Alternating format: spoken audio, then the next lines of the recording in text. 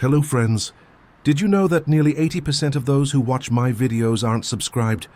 If you enjoy the content, I'd truly appreciate it if you hit that subscribe button. It helps a lot.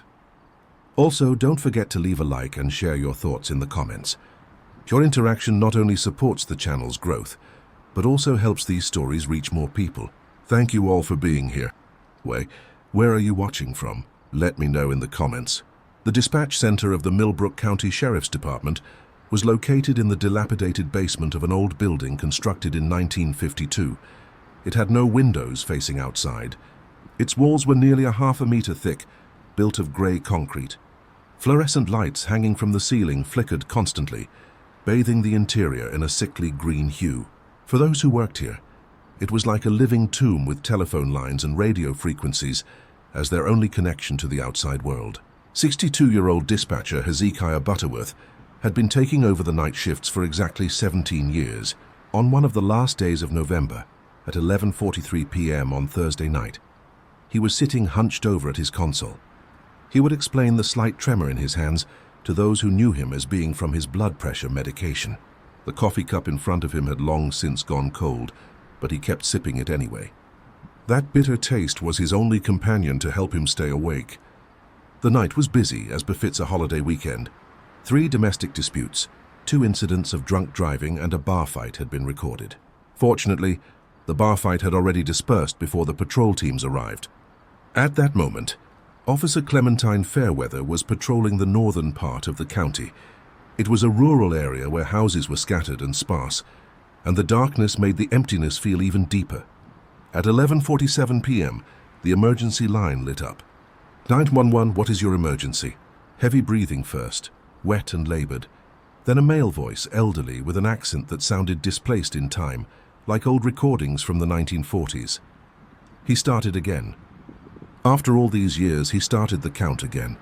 Sir, what is your location? Are you in danger? Bellwether Road, the old Ashcraft-Oft property.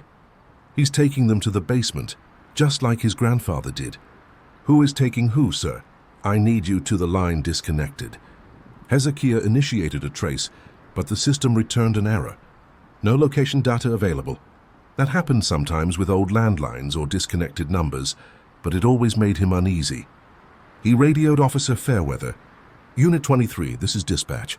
Go ahead, Hez. Her voice was clear, professional. She was 28, former military police. 2 tours in Afghanistan, one of their best. Got a strange call mentioning the Ashcraft-Oft property on Bellwether Road. Caller said someone's taking people to a basement. You're closest, copy that. I know the place. Been abandoned since the 80s, I'll check it out. Approach with caution. Caller sounded distressed. 10-4. While Fairweather drove to the location, Hezekiah pulled up property records. The Ashcraft-Oft estate, 200 acres. Last occupied 1982. Owner Zebulon Ashcraft-Oft, deceased October 1982. No listed cause of death in the public records. The property had been tied up in legal battles ever since. Unpaid taxes, missing heirs, environmental protection claims. 20 minutes passed before Fairweather radioed back. Dispatch, I'm at the Ashcraft-Oft property. Gate's been forced open recently. Chains cut clean through. Fresh tire tracks leading in. Requesting backup, copy that. Unit 15 is 20 minutes out. I'm going to approach the house on foot. Multiple vehicles parked outside. 3 vans, all with out-of-state plates. Hezekiah's pulse quickened. 3 vans suggested organized activity, not kids partying or vagrant squatting. 5 minutes of radio silence. Then Fairweather's voice. Low, intense. Dispatch, I've got eyes on the house. Lights in the basement windows. I can see movement.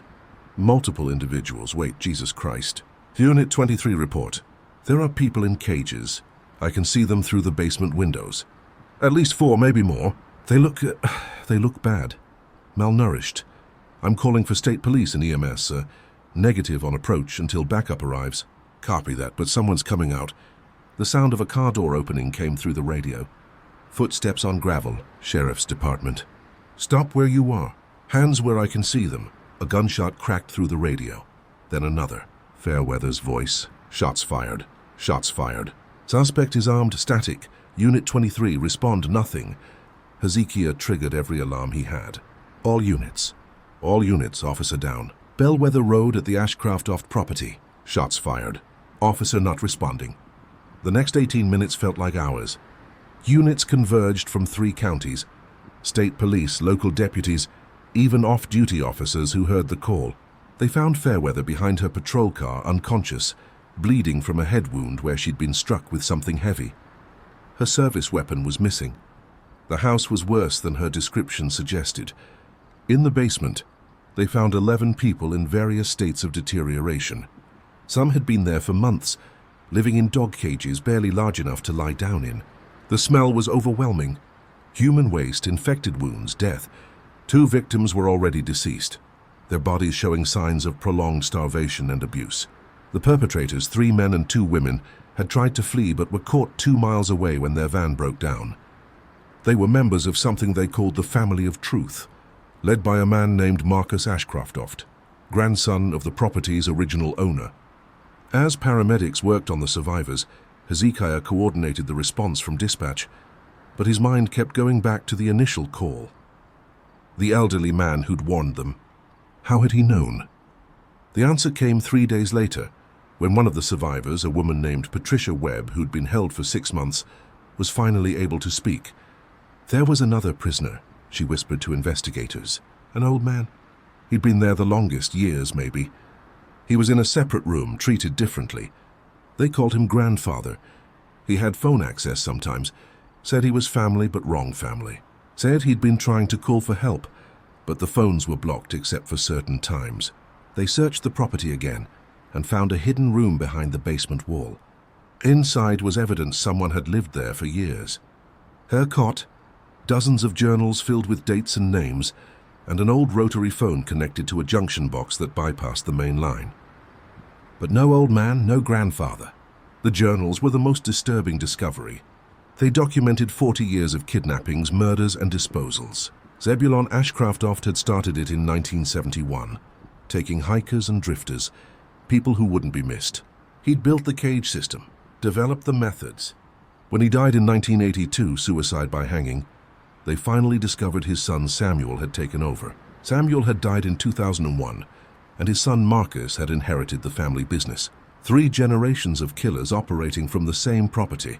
The entries went back decades. Methodical records of victims. November 15, 1978.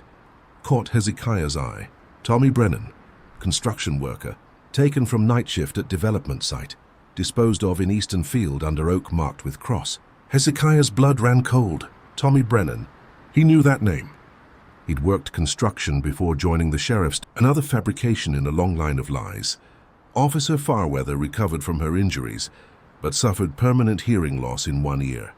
She returned to duty 6 months later, insisting on taking the night shift. That's when the real work happens, she said, when the monsters think everyone's asleep. Hezekiah couldn't shake the guilt about Tommy Brennan. If he'd worked his shift that night in 1978, it would have been him in that unmarked grave. The randomness of survival, the thin line between victim and survivor, it haunted him. 3 months after the arrests, Hezekiah was working another night shift when the emergency line rang at exactly 11:47 p.m. 911. What is your emergency? Static first, then that same elderly voice from months ago. Thank you, Dispatcher Butterworth. The count is finished now. 40 years of counting. Finally done. Theodore Ashcraftoft. Where are you? Where I've always been, where I'll always be. In the walls, in the foundation. This house was built on blood, Dispatcher. Every board, every nail paid for with someone's life. I tried to stop them, but family is family. So I became part of the house itself, watching, counting, waiting for someone to listen. Sir, tell me your location. We can help you. You already did. You stopped them. The count is complete. No more names will be added. I can rest now. The line went dead. They traced the call. It came from inside the Ashcraftoft house, which had been sealed and empty for months pending demolition. Police searched every room, every wall, every crawl space. They found nothing except an old phone in the wall wired into the original junction box from the 1950s. It shouldn't have worked. The power had been cut, the phone lines disconnected. But when they tested it, it rang. No one answered. The house was demolished 2 weeks later. In the foundation, workers found human remains that had been mixed into the concrete. Multiple bodies, decades old, impossible to identify. The construction record showed the foundation had been poured in 1951 by Zebulon Ashcraftoft's father, establishing a grim family tradition that had lasted 70 years. The official report concluded that Theodore Ashcraftoft had likely died years ago, and the calls were made by an accomplice who'd had access to the property, case closed, evidence sealed. But Hezekiah knew differently. He'd heard that voice, felt the weight of those 40 years of watching and waiting. Some prisons weren't made of bars or concrete. Some were made of family loyalty and the terrible weight of knowledge you couldn't share. He worked at the dispatch center for another 5 years before retiring. On quiet nights, when the phones were silent and the radio crackled with static, he sometimes thought he heard that elderly voice counting 1, 2, 3, 4, 40 victims over 40 years. The count was complete. But somewhere in another town, another family might be starting their own count, and somewhere another dispatcher would have to listen, have to decide whether the voice on the line was madness or a desperate cry for help. That was the real horror of the job. Not the crimes you heard about, but the ones you might miss. The calls that sounded crazy until they weren't. The voices dismissed as pranks until bodies were found. Every dispatcher knew the protocol. Treat every call as real until proven otherwise, because sometimes the most unbelievable stories were the ones that saved lives. The trial of Marcus Ashcraftoft and his accomplices dominated the news for months. 3 generations of systematic murder, 40 confirmed victims, and evidence suggesting there might be more. The prosecution had an airtight case. Journals remain survivor testimony. It should have been straightforward, but nothing about the Ashcraftoft case was ever straightforward. Hezekiah was called to testify about the initial 911 call. He sat in the witness box, describing the elderly voice that had warned them, the voice they now believed belonged to Theodore Ashcraftoft. The defense attorney, a sharp-dressed woman named Catherine Miles, zeroed in on this point. "Mr. Butterworth, you claim Theodore Ashcraftoft made this call. Yet Theodore Ashcraftoft was declared dead in 1983. Do you have any proof it was him?" The survivors identified him from old photographs. He'd been held in that hidden room for years, but no one actually saw him make the call, correct? And his body was never found. That's correct. So it's possible someone else made that call, someone who's still out there. The question hung in the courtroom like a threat. That night, back at the dispatch center, Hezekiah couldn't shake the feeling that they'd missed something. He pulled up all the records related to the Ashcraftoft family, going back to the 1940s, when Zebulon's father, Abraham Ashcraftoft, had first purchased the property. Abraham Ashcraftoft had been a mortician who'd moved from Louisiana under mysterious circumstances. Newspaper archives showed he'd been questioned in the disappearances of several vagrants, but never charged. He died in 1971, the same year his son Zebulon's killing spree began. Pattern after pattern, generation after generation. At 2:14 a.m., Officer Farweather called in from her patrol. "Hez, I'm at the old Ashcraftoft property. No, I'm not supposed to be here, but something's bothering me. Clementine, that's a crime scene. It's off limits." "I know, but listen. The demolition crew found something today, a second basement below the first. They didn't go in, said it smelled too bad. But if there's a sub we didn't know about, I'm calling back up to your location." "Already here. I've got Morrison and Banks with me. We're going in." Hezekiah listened tensely as they descended. Their voices echoed strangely through the radio, distorted by the concrete and earth above them. "Jesus," Morrison's voice. "This is older than the rest of the house. Look at these walls, fieldstone and mortar. This could be from the original structure, maybe 1890s. "There's something here," Fairweather said. "Shelves full of these jars." "Don't touch anything," Banks warned. "This could be, oh God. Oh my God, what?" "What is it, the jars?" "They're full of their preserved human organs, hearts, kidneys, eyes. There must be hundreds." Hezekiah was already dispatching crime scene units and calling the FBI. This went beyond local jurisdiction. Now the sub turned out to be a massive find. Not just preserved organs, but detailed medical records going back to the 1920s. The Ashcraftoft family had been harvesting from their victims for 5 generations, not 3. Abraham hadn't been the first. His father, Josiah, had started the practice in Louisiana before being run out of town. The records were meticulous. Blood types, tissue samples, genetic markers. They'd been conducting some kind of long-term biological experiment, selective breeding program, or organ harvesting operation. The prosecutors had to completely restructure their case. During this chaos, Marcus Ashcraftoft requested to speak with Hezekiah directly. Against advice, Hezekiah agreed to visit him in county jail. Marcus sat calmly in the interview room, hands folded, looking more like a college professor than a serial killer. He was 34, clean-shaven with intelligent eyes that seemed to see too much. "Dispatcher Butterworth, thank you for coming." "What do you want, Marcus?" "To warn you, you found the sub. Good. But you haven't found the network." "What network?" Marcus leaned forward. "You think we were alone. One family on one property. We're part of something much larger. A collective that's operated for over a century. Trading resources, sharing methods, protecting each other." "You're lying." "Am I?" "Check your missing persons reports from the last 50 years. Look for patterns, clusters around certain properties, certain families. The Ashcraftofts in Millbrook, the Grimwolds in Riverside County, the Coldwells in Pine Ridge. 7 families, 7 properties, all connected." Hezekiah tried to keep his expression neutral, but Marcus caught something. "We are preserving the old ways," he said during interrogation, "before modern society made everyone soft. Natural selection, survival of the fittest. We're just helping evolution along by murdering innocent people." Innocent. Every person we took was carefully selected. The weak, the sick, the ones who contributed nothing. We studied them first, sometimes for months. Medical histories, psychological profiles, genetic screening. We only took those who wouldn't strengthen the human gene pool. It was eugenics wrapped in murder, pseudoscience justifying slaughter. The investigation revealed the families communicated through coded messages in obituaries. Seemingly innocent phrases that contained instructions, warnings, and updates. "Died peacefully at home" meant a successful acquisition. "Survived by loving family" indicated the network was intact. "In Liar Flowers" was a call for assistance. They'd been hiding in plain sight for generations.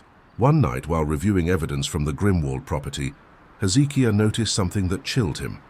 A journal entry from 1978. The Ashcraftoft acquisition of T. Brennan was unplanned but necessary. Original target H. Butterworth proved unavailable. Substitution approved by council. There was a leadership structure. He dug deeper. Referencing dates and locations.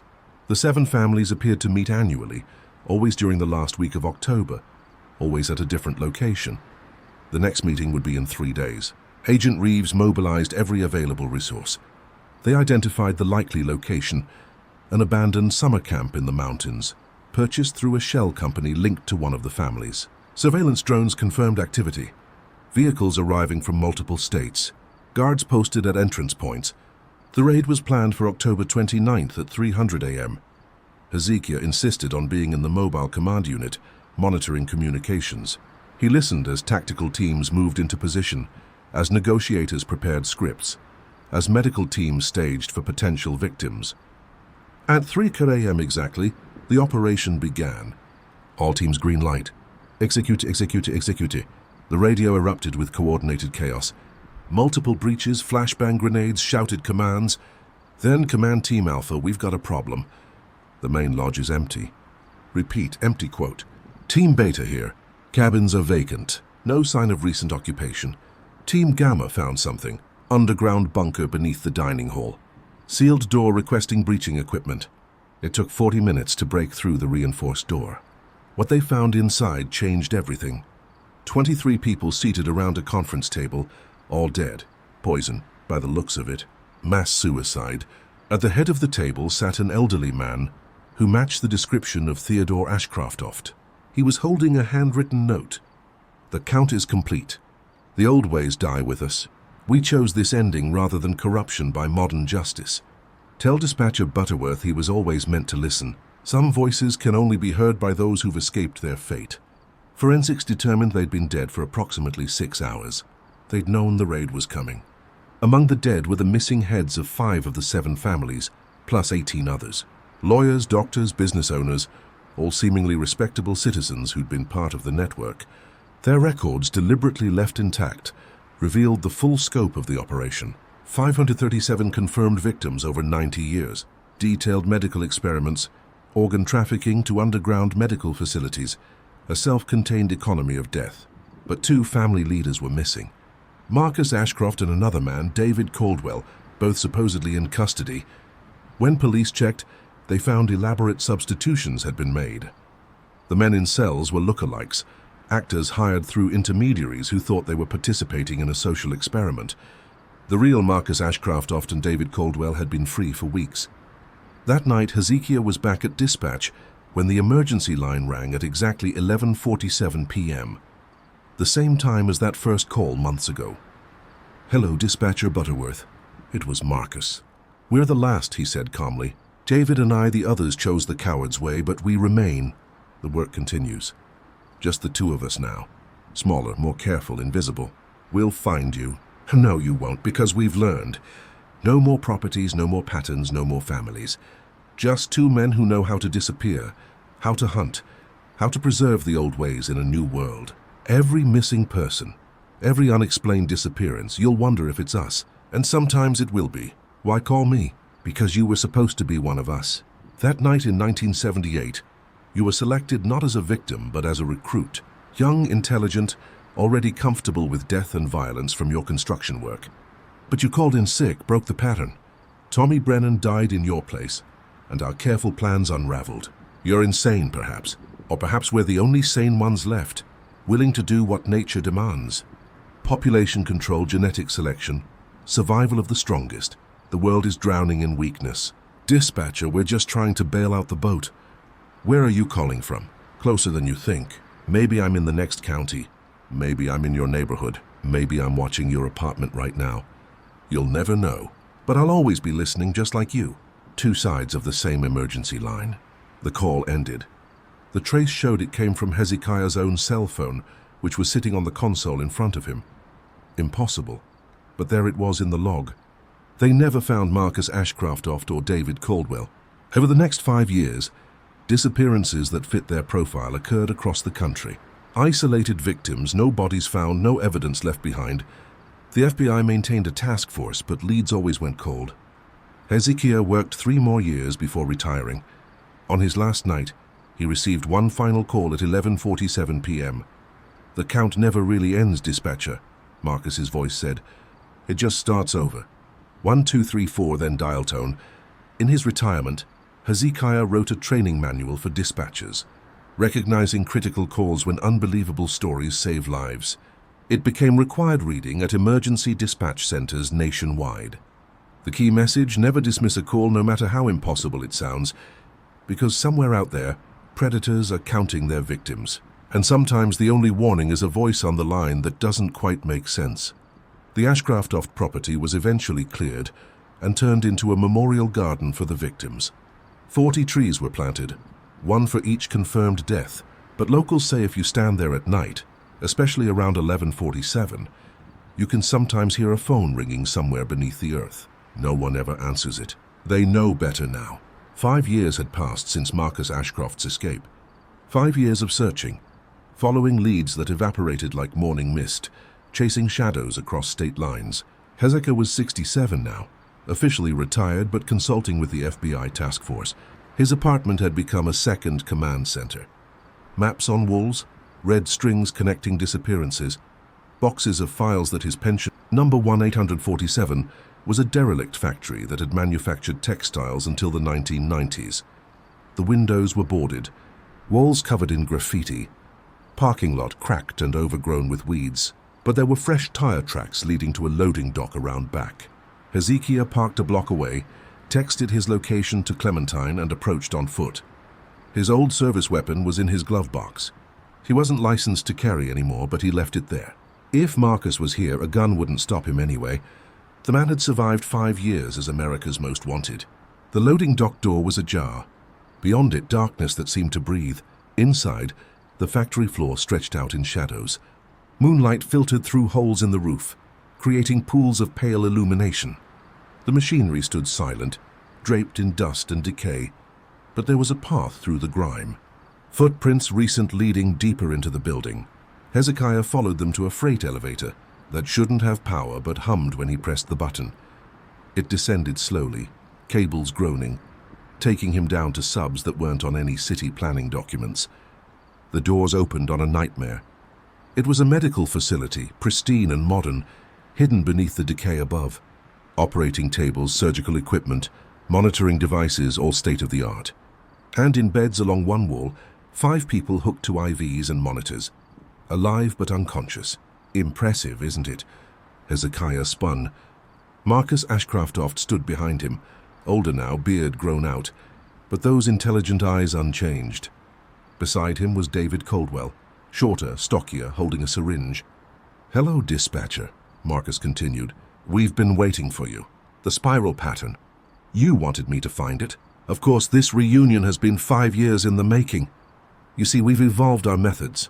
No more crude cages and starvation. We've become more medical organ harvesting, yes, but also experimentation. Genetic modification, trying to create the perfect human specimens my great-great-grandfather dreamed of. These people are volunteers in a way. We select those whose lives are ending anyway. Terminal illnesses, degenerative conditions, we offer them a choice.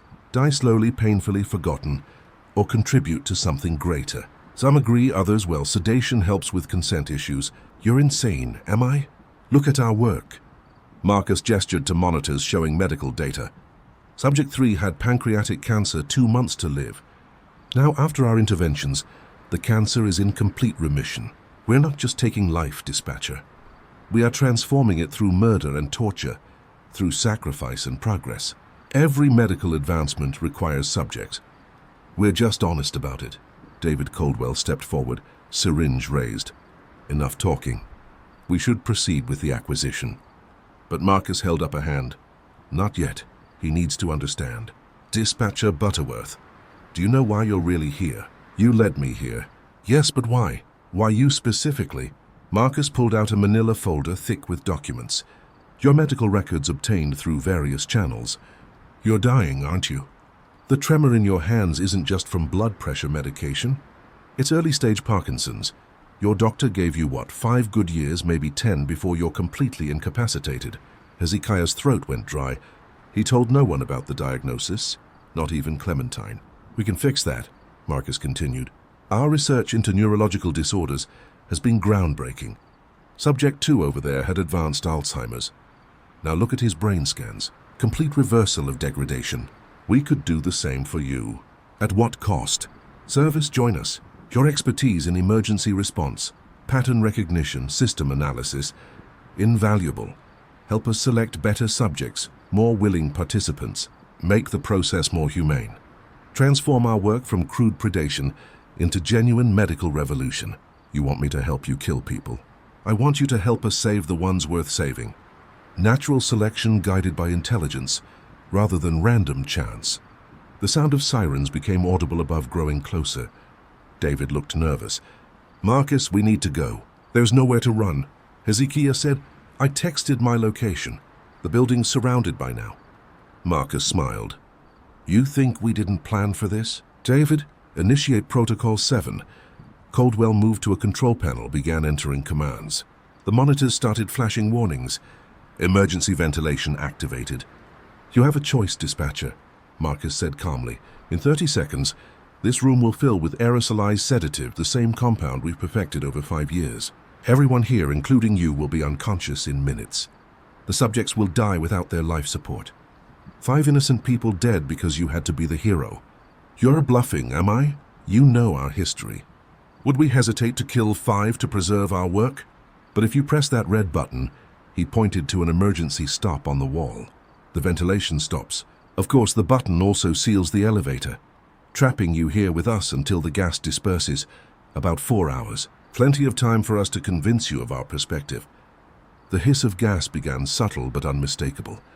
Alarms upstairs, muffled by concrete and earth. Clementine's voice on a bullhorn, barely audible. Choose, dispatcher. Save them and be trapped with us, or let them die and escape. You have 10 seconds. Hezekiah moved without thinking, slammed the button. The ventilation stopped, but he heard the elevator locks engage with a definitive click. Trapped. Marcus actually applauded. I knew you would. The same instinct that made you save all those people over 17 years of dispatch. You can't help but respond to emergencies. The FBI will break through eventually, but we have hours and so much to show you. What followed was the longest 4 hours of Hezekiah's life. Marcus and Caldwell didn't torture him, didn't threaten. Instead, they presented their research with the passion of true believers, genetic modifications that eliminated hereditary diseases, organ cultivation that could end the transplant waiting lists, neural mapping that could cure paralysis, all built on a foundation of murder. Your grandfather started this as crude eugenics. Hezekiah said, "You've just dressed it up in better science." Evolution, Marcus corrected. Every generation refines the process. My son will refine it further. You have a son somewhere safe being raised with proper values. The work will continue even if we don't. The sound of cutting tools on the elevator doors began 2 hours in. Marcus didn't seem concerned. "Let me show you something," he said, leading Hezekiah to a secured room. Inside were filing cabinets, thousands of documents. Every family in the network kept records, not just of victims, but of successes. People we let go because they showed potential, people we helped evolve. He pulled out a file. Hea's name was on it. You were selected in 1978, but not as a victim, as a recruit. Your psychological profile, gathered through various means, showed exceptional pattern recognition, moral flexibility under pressure, and most importantly, the ability to rationalize necessary evils. Perfect for our work. You called in sick that night, not because you were hungover, but because something felt wrong. Your subconscious recognized the danger. That instinct saved you, but it also marked you as special. We've been watching ever since. The file contained surveillance photos spanning decades. Hezekiah at work, at home, at his wife's funeral, his children's graduations. Every major moment of his life documented. You're lying. This is manipulation, is it? Why do you think you were so good at dispatch? You could hear patterns others missed. Recognize emergencies others dismissed. Because you think like us. You think like a predator. Always calculating, always analyzing. You just chose to use it to save rather than select. The elevator doors burst open then, FBI tactical teams flooding in.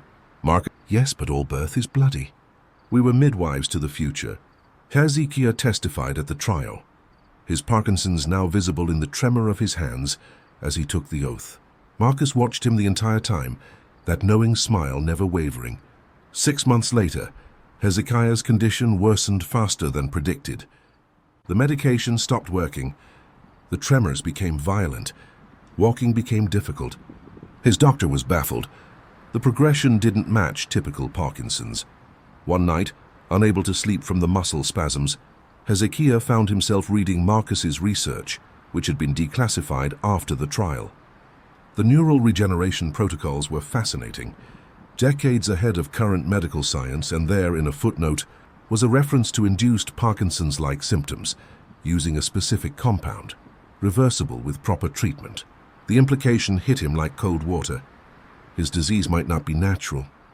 They might have been poisoning him somehow for years, waiting for him to get desperate enough to accept their help. He called Clementine immediately. "We need to test my blood for synthetic compounds. If they've been dosing me, we'll figure it out," she assured him. "We'll find a treatment." But deep down, Hezekiah wondered if Marcus had won after all. Even from death row, he'd planted a seed of doubt. Every tremor, every symptom could be natural or could be induced.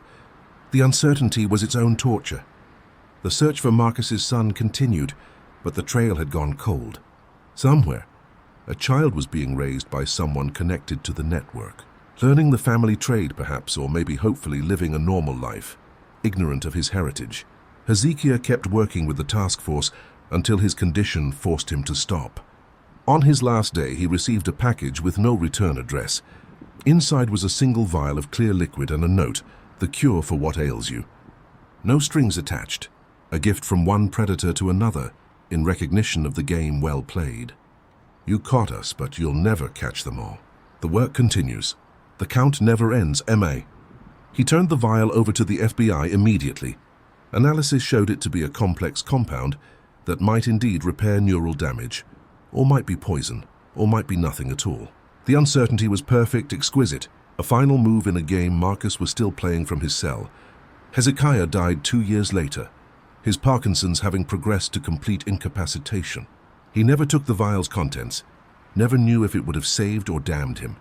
At his funeral, Clementine spoke about his dedication to saving lives, his refusal to compromise his principles even when faced with death. But she kept one detail private. The night before he died, barely able to speak, Hezekiah had whispered to her, "Maybe they were right about one thing. Maybe I was selected for a reason. Maybe we're all predators or prey, and the only choice is which side of the emergency line we stand on." She chose to believe he was delirious from the medication. But sometimes during her own night shifts, when strange calls came through about people who'd vanished, she wondered if the old dispatcher had understood something she didn't. The count never ends. It just passes to the next generation. And somewhere a child with Marcus Ashcroft's eyes was growing up, carrying secrets in his blood that would surface one day. The families were scattered but not destroyed. The network was damaged but not dead. In dispatch centers across the country, operators still followed the Butterworth protocol. Never dismiss a strange call. Never ignore a pattern. Always remember that the most unbelievable stories might be the truest ones, because predators are patient. They evolve. They adapt. And they're always listening for the next emergency to exploit. 3 years after Hezekiah Butterworth's funeral, Detective Clementine Fairweather sat in her office reviewing cold cases when her phone rang. It was Janet from dispatch, her voice tight with controlled panic. "Clem, we've got a situation. Remember the Butterworth protocol. I think we need to activate it." "What's the call?" "Young boy, maybe 7 or 8, called 911. Said his name is Theodore and he's being kept in a bad place. When I asked where, he said where the trees used to remember things." Then the line went dead. Clementine was already reaching for her jacket. "Trace it, that's the thing. It traced to the old Ashcroft property. But Clem, that whole area is a parking lot now. They built a shopping center there 2 years ago. The Ashcroft land had been sold to developers after the trials, the soil tested and cleared. Every trace of the family's dark legacy supposedly erased. But Clementine had learned that the Ashcroft family never did anything without layers of planning. She arrived at the shopping center at 9:00 p.m. The stores closing, parking lot emptying. Nothing seemed unusual. A grocery store, a pharmacy, a few restaurants. But she'd brought ground-penetrating radar equipment, the same type they'd used to find the tunnels years ago. The readings were disturbing. Beneath the parking lot, beneath the new foundations, the old tunnel system still existed. The developers had simply built over it, sealed the entrances, and pretended it wasn't there. "We need a full tactical team." Her partner, Detective Morrison, said, "If someone's down there, no time." That boy could be Marcus's son. He'd be about 7 now. They found an access point through a maintenance tunnel in the shopping center's loading dock. The developers had walled off the connection, but the wall was recent concrete, different from the original structure. Someone had broken through and tried to repair it, but the patch job was amateur, rushed. The tunnels below were different from what the FBI had documented. Someone had been living here recently. Fresh air circulation, working lights jerry-rigged to the shopping center's power grid. And in what used to be Marcus's laboratory, a makeshift living space, children's toys scattered on a mattress, canned food stacked against the wall, medical textbooks spread across a desk, annotated in 2 different hands, one neat and clinical, the other childish scrawl. "Jesus," Morrison whispered. "Someone's been raising a kid down here." They heard footsteps fast and light. A boy appeared in the doorway, thin, pale, with Marcus Ashcroft's distinctive eyes. He looked at them without fear, more curious than scared. "Are you police?" he asked. Mother said police would come eventually. "Theodore." Clementine knelt to his level. "Is that your name?" "Theodore Marcus Ashcroft. I'm 7 3/4. Mother says I'm very advanced for my age." "Where's your mother?" The boy pointed deeper into the tunnels. "She's with the subjects." She said, "If police came, I should show you everything. She wants you to understand." Against every protocol, Clementine followed the boy. He led them through passages that weren't on any map, past rooms that had been recently excavated. The infrastructure was impressive. Someone had spent years preparing this. They found her in what looked like a modern medical facility, far more advanced than what Marcus and Coldwell had built. A woman in her 30s, professional, calm, working on a patient who appeared to be sleeping peacefully on an examination table. She looked up when they entered, no surprise on her face. "Detective Fairweather, I've been expecting you for some time. My name is Dr. Susan Blackwood." I was Marcus Ashcroft's student, though never part of the official family network. Step away from the patient. He's sedated, not harmed. Stage 4 brain cancer. Weeks to live according to conventional medicine. But with Marcus's protocols modified with my improvements, he'll survive. I've already treated 12 terminal patients successfully. Would you like detailed consent forms, video testimonials from patients, success rates that seemed impossible, 85% recovery rate for terminal cases? The legal battle that followed was unprecedented. Dr. Susan Blackwood was simultaneously charged with practicing medicine without proper licensing, child endangerment, and criminal trespassing while being hailed by patient advocacy groups as a miracle worker. Her 43 saved patients testified on her behalf. Medical boards were split. Her methods were unorthodox and illegal, but they worked. Theodore was placed in protective custody while the courts decided his fate. He was indeed exceptionally intelligent, could recite medical textbooks, understood human anatomy better than most medical students, but he also drew pictures of normal things, superheroes, dinosaurs, spaceships. Susan had somehow raised him to be both heir to the Ashcroft medical knowledge and a relatively normal child. During Susan's trial, she revealed more about the network's history. She'd been a medical student when Marcus recruited her. Brilliant, but drowning in student loans. He'd offered to pay for her education in exchange for assistance with his research. I thought I was helping advance medicine, she testified.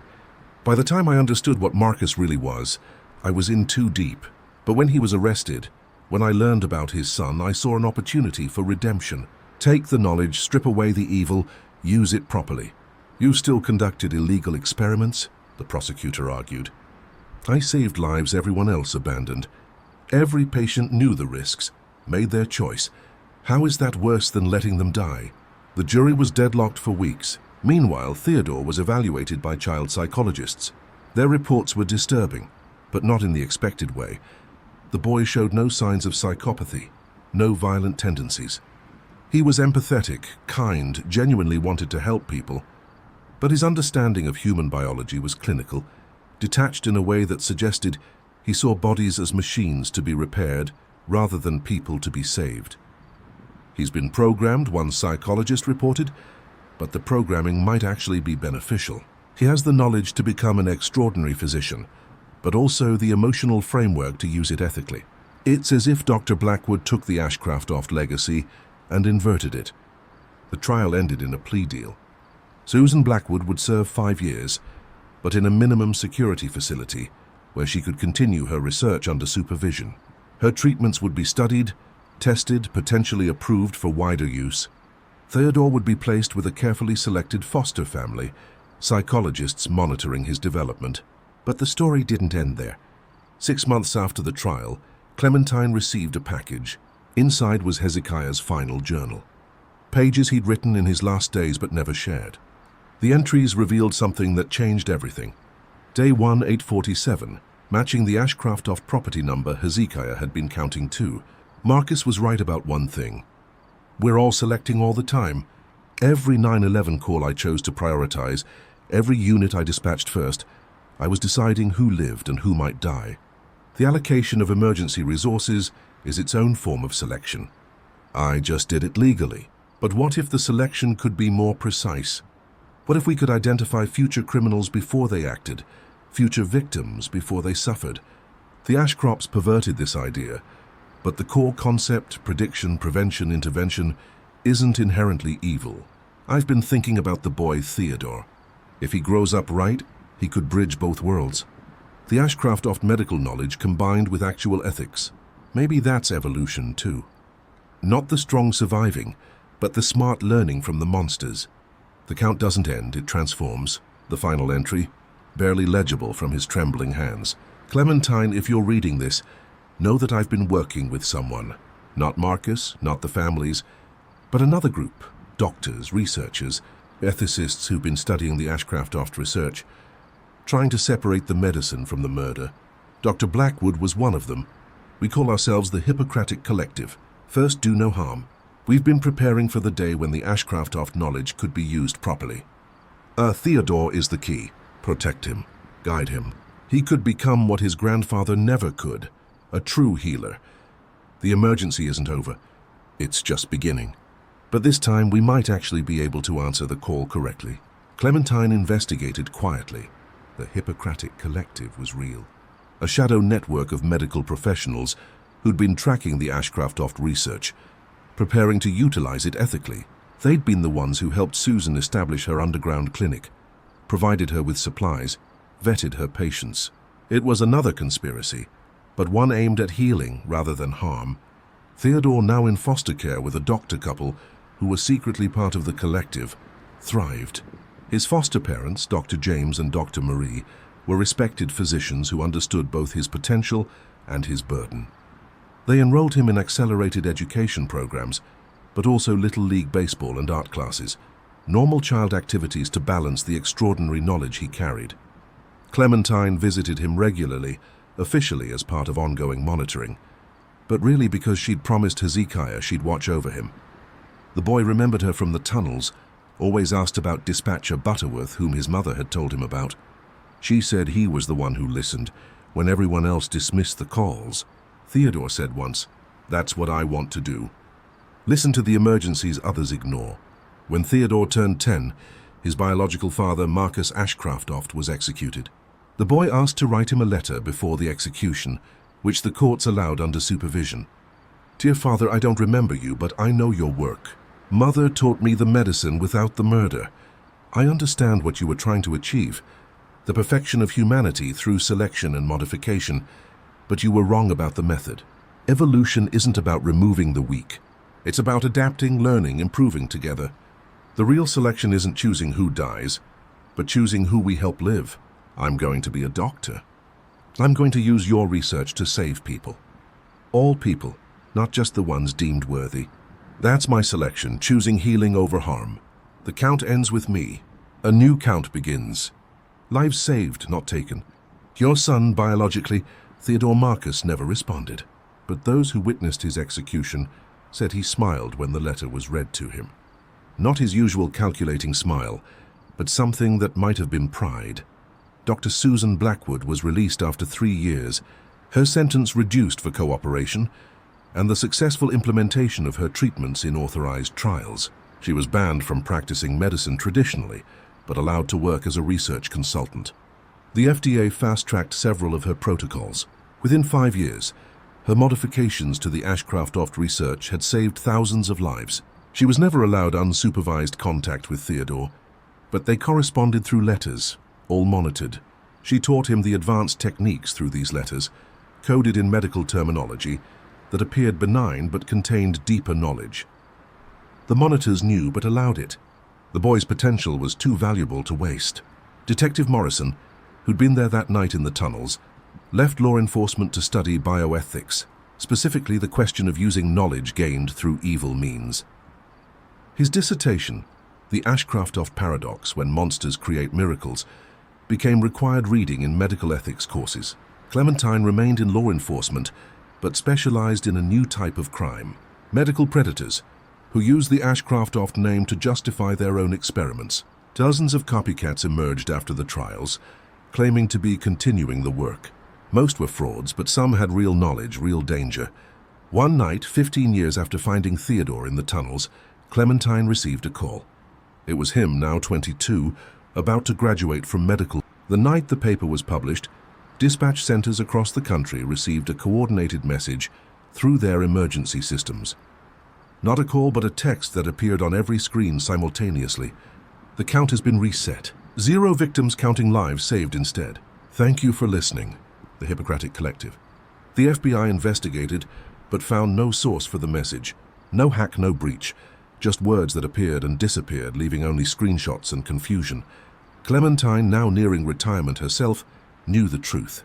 The collective had evolved, grown, become something beyond a simple network. They were the anti-Ashcraft using similar methods: coordination, secrecy, careful selection, but for healing instead of harm. She kept working, training new detectives in the Butterworth Protocol.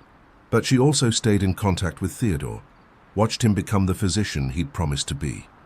He specialized in impossible cases, terminal patients everyone else had given up on.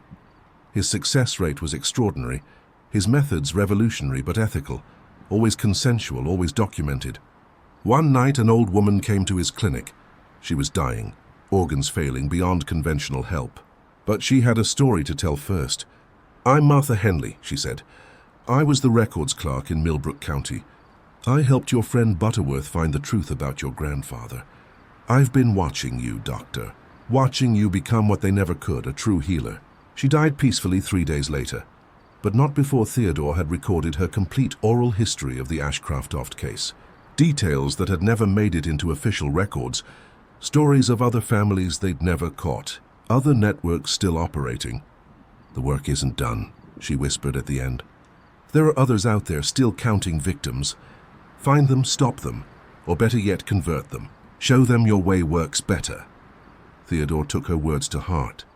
Using his unique position, the last of the Ashcraft-Oft line, keeper of their medical knowledge, he began reaching out to the remaining networks. Not with force or law enforcement, but with an offer.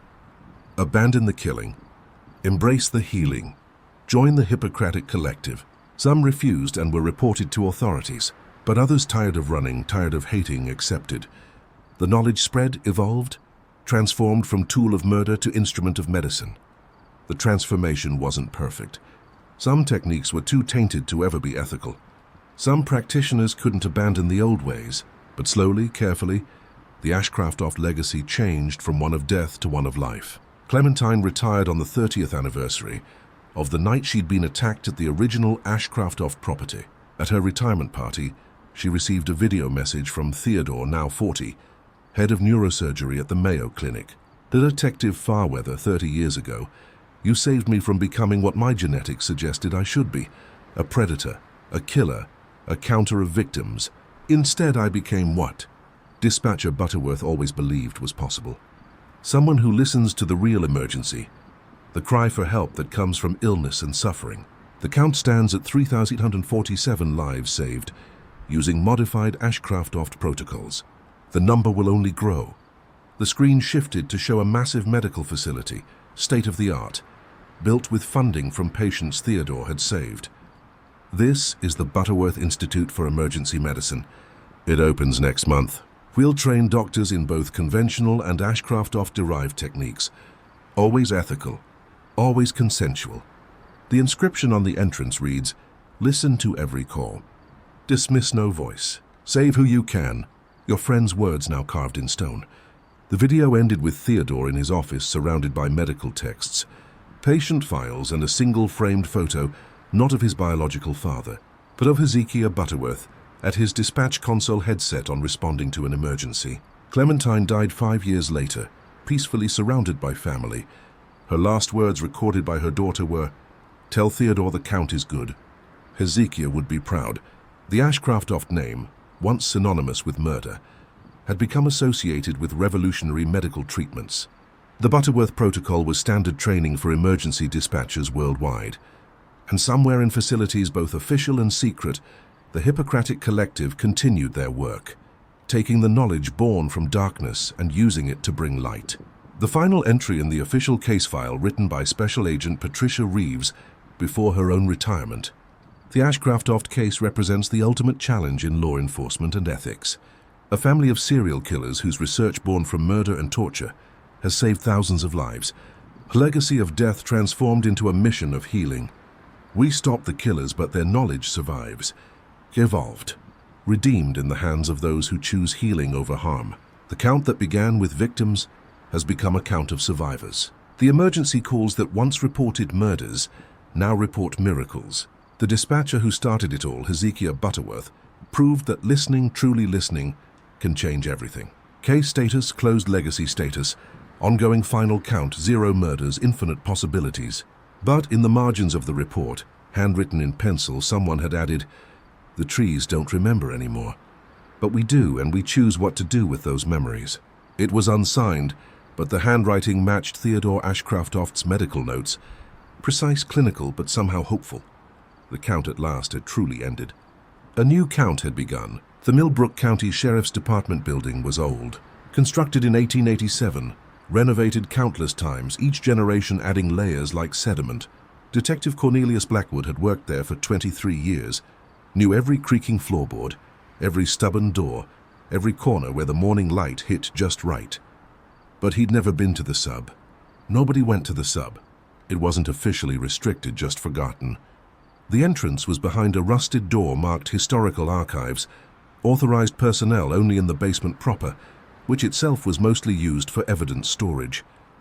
The key had been lost decades ago, and nobody cared enough to cut the lock.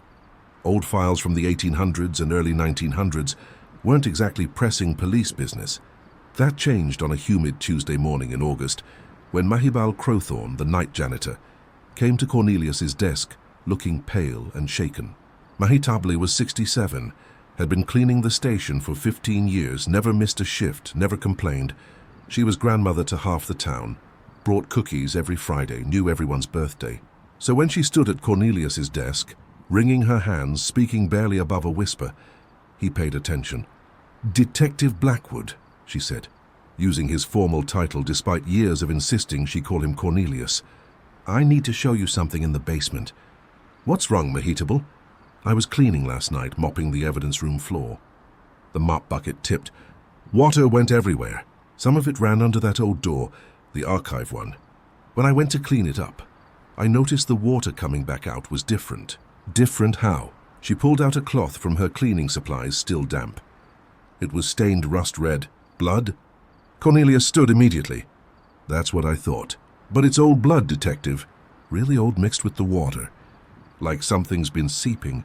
Cornelius followed her to the basement. Sure enough, beneath the archive door, a thin line of reddish water had dried on the concrete. The lock on the door was ancient, rusted solid.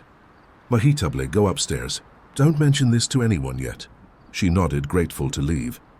Cornelius called Sergeant Philemon Goodbody, a bear of a man who'd been on the force for 30 years, and knew where all the "Dispatch, this is Detective Blackwood.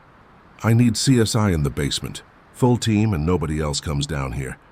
While waiting for the crime scene unit, Cornelius examined the photos more carefully. The dates on the backs ranged from 1891 to 1962. Different handwriting for different eras, but all contained the same information. Name, date, location, and a number. Sarah Mills, March 3, 1891. River Road, Horn James, Hartford, June 15, 1894. Municipal Park, Sue Margaret Cooper, October 30th, Fernandon, 1897, train station 3. The numbers went up sequentially. The last photo was numbered 273. 273 victims over 71 years, all documented in this hidden room beneath the police station. CSI arrived, led by Jennifer Walsh, who'd worked major crimes for 15 years and thought she'd seen everything. "Jesus, Cornelius, what is this?" "I think we just found evidence of a serial killer who operated for 7 decades. Maybe multiple killers, a succession. Look at the organizational system. This isn't random. This is methodical. They processed the scene carefully. No fingerprints on the photos. Whoever had been here wore gloves. But there were other traces. Hair fibers, modern ones. Someone had been here recently within the last few weeks. Behind the photo boards, they found something worse. Journals, dozens of them, each filled with detailed accounts of the murders. Not confessions exactly, more like reports. Clinical detached professional, March 3, 1891. Subject, Sarah Mills, 19, prostitute. Method, strangulation with piano wire. Location selected for symbolic value. Where she first sold herself. Death occurred at 11:47 p.m. No witnesses. Body position, to suggest suicide. Investigation concluded as expected. Signed the Watcher. The same signature appeared in every entry, though the handwriting changed over the decades.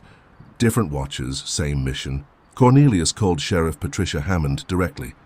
"Pat, we need to seal the building. Nobody in or out until we know what we're dealing with." "What did you find?" "Evidence of serial murders going back to the founding of this department. Pat, the killer, had access to the station. They might have been cops. The lockdown was immediate. Every officer, every staff member, everyone who'd had access to the building was now a potential suspect or witness. The FBI was called within hours. Agent David Curtis arrived that evening with a team of federal investigators. He was young for a senior agent, maybe 40, with sharp eyes that missed nothing. "Detective Blackwood, walk me through the discovery." Cornelius explained about Mahitable, the water, the photos. Curtis listened without interrupting. then said something that chilled Cornelius to the bone. "We've seen this before. Chicago 1998, Boston 2003, Philadelphia 2009. Always in old police stations, always in forgotten basement. Always the same symbol, the same methodology. We've been tracking this for years. Serial killers copying each other. No, we think it's an organization. Cops killing people and documenting it, passing the tradition down through generations. They call themselves the Watchers. They believe they're maintaining order by removing undesirable elements from society. Vigilante cops. Worse, they're not targeting criminals. Look at your victims. Prostitutes, immigrants, homosexuals, the mentally ill, homeless, people who wouldn't be missed, whose deaths wouldn't be investigated thoroughly. They're conducting social cleansing and using their positions to cover it up." Cornelius thought about every cold case he'd worked, every unsolved murder that had been quietly filed away. How many were victims of the Watchers? That night they began cross-referencing the photos with old case files. Many of the deaths had been ruled suicides or accidents. The investigations had been pre-functor signed off by officers whose names appeared repeatedly. Officer Thomas Ashford, 1891-1923, Detective Michael Brennan, 1923, 1955 Sergeant Paul Morrison, 1955-1987, Lieutenant James Crawford, 1987-2009 Crawford. Cornelius said he retired just 3 years ago. Lives outside town. He was my training officer. When I joined the force, Curtis nodded grimly. We need to bring him in quietly if there are active watchers in the apartment. We can't tip them off. They picked up Crawford at his home at dawn. He didn't resist, didn't seem surprised, just smiled sadly and said, "I wondered when you'd find it. I told them we should have destroyed everything, but tradition is tradition." In interrogation, Crawford was forthcoming, almost eager to talk. It started with the first sheriff, Abraham Millbrook, the town's founder. He believed in keeping the community pure. Back then, it meant something different than now, but the principle remained. Each generation of watchers selected their targets based on the social standards of their time. You're confessing to murder. I'm confessing to maintaining order. Do you know what this town was like in the 60s? Crime everywhere. Drugs pouring in. Decent people afraid to leave their homes. We cleaned it up. Not through arrests. The courts were too lenient through removal. How many did you kill? Personally, 17. But I was selective, careful. Some of the others were enthusiastic. That's why I tried to end it when I retired. But traditions don't die easily. Who's the current watcher? Crawford's smile faded. I don't know. They cut me out when I objected to their methods. The new generation, they're different, less discriminating. They've expanded the criteria for undesirable. Anyone who threatens the status quo, anyone who asks too many questions, like Mahitable finding the room. Crawford's face went pale. Mahitable Crowthorne. She found it. You need to protect her now, if they know she's the one who exposed them. Cornelius was already reaching for his phone when it rang. It was dispatch. Detective, we have a situation. Mahitable Crowthorne didn't show up for her shift. Her neighbor called. Her door's open. Lights on, but she's not there. They found Midable's body in her apartment 2 hours later, staged to look like a heart attack. But Curtis's team found the injection site quickly. Cyanidylene, a paralytic that would cause respiratory failure. The same drug found at several of the other watcher scenes in different cities. The killer had left something else. A photo of Midable, black and white, despite being taken with a modern camera with the tree symbol in the corner and the number 274 written on the back. The watcher was still active, and now they knew they'd been discovered. That afternoon, Cornelius received an anonymous text. Stop looking or you're 275. He showed it to Curtis, who immediately put him in protective custody. But Cornelius refused to hide. They're in my department. My colleagues, people I've trusted with my life. I'm not running. Curtis admired his courage but insisted on surveillance. They bugged Cornelius's office, his car, his home. If the watcher made contact, they'd know. That night, alone in his apartment with federal agents watching from, Philemon pulled out a worn notebook, pages filled with cramped handwriting. I've been tracking them for 15 years. Ever since I stumbled onto evidence of their activities, I was too scared to come forward. They have people everywhere, even in the FBI, but I've documented everything. He opened to a page with names, positions, dates.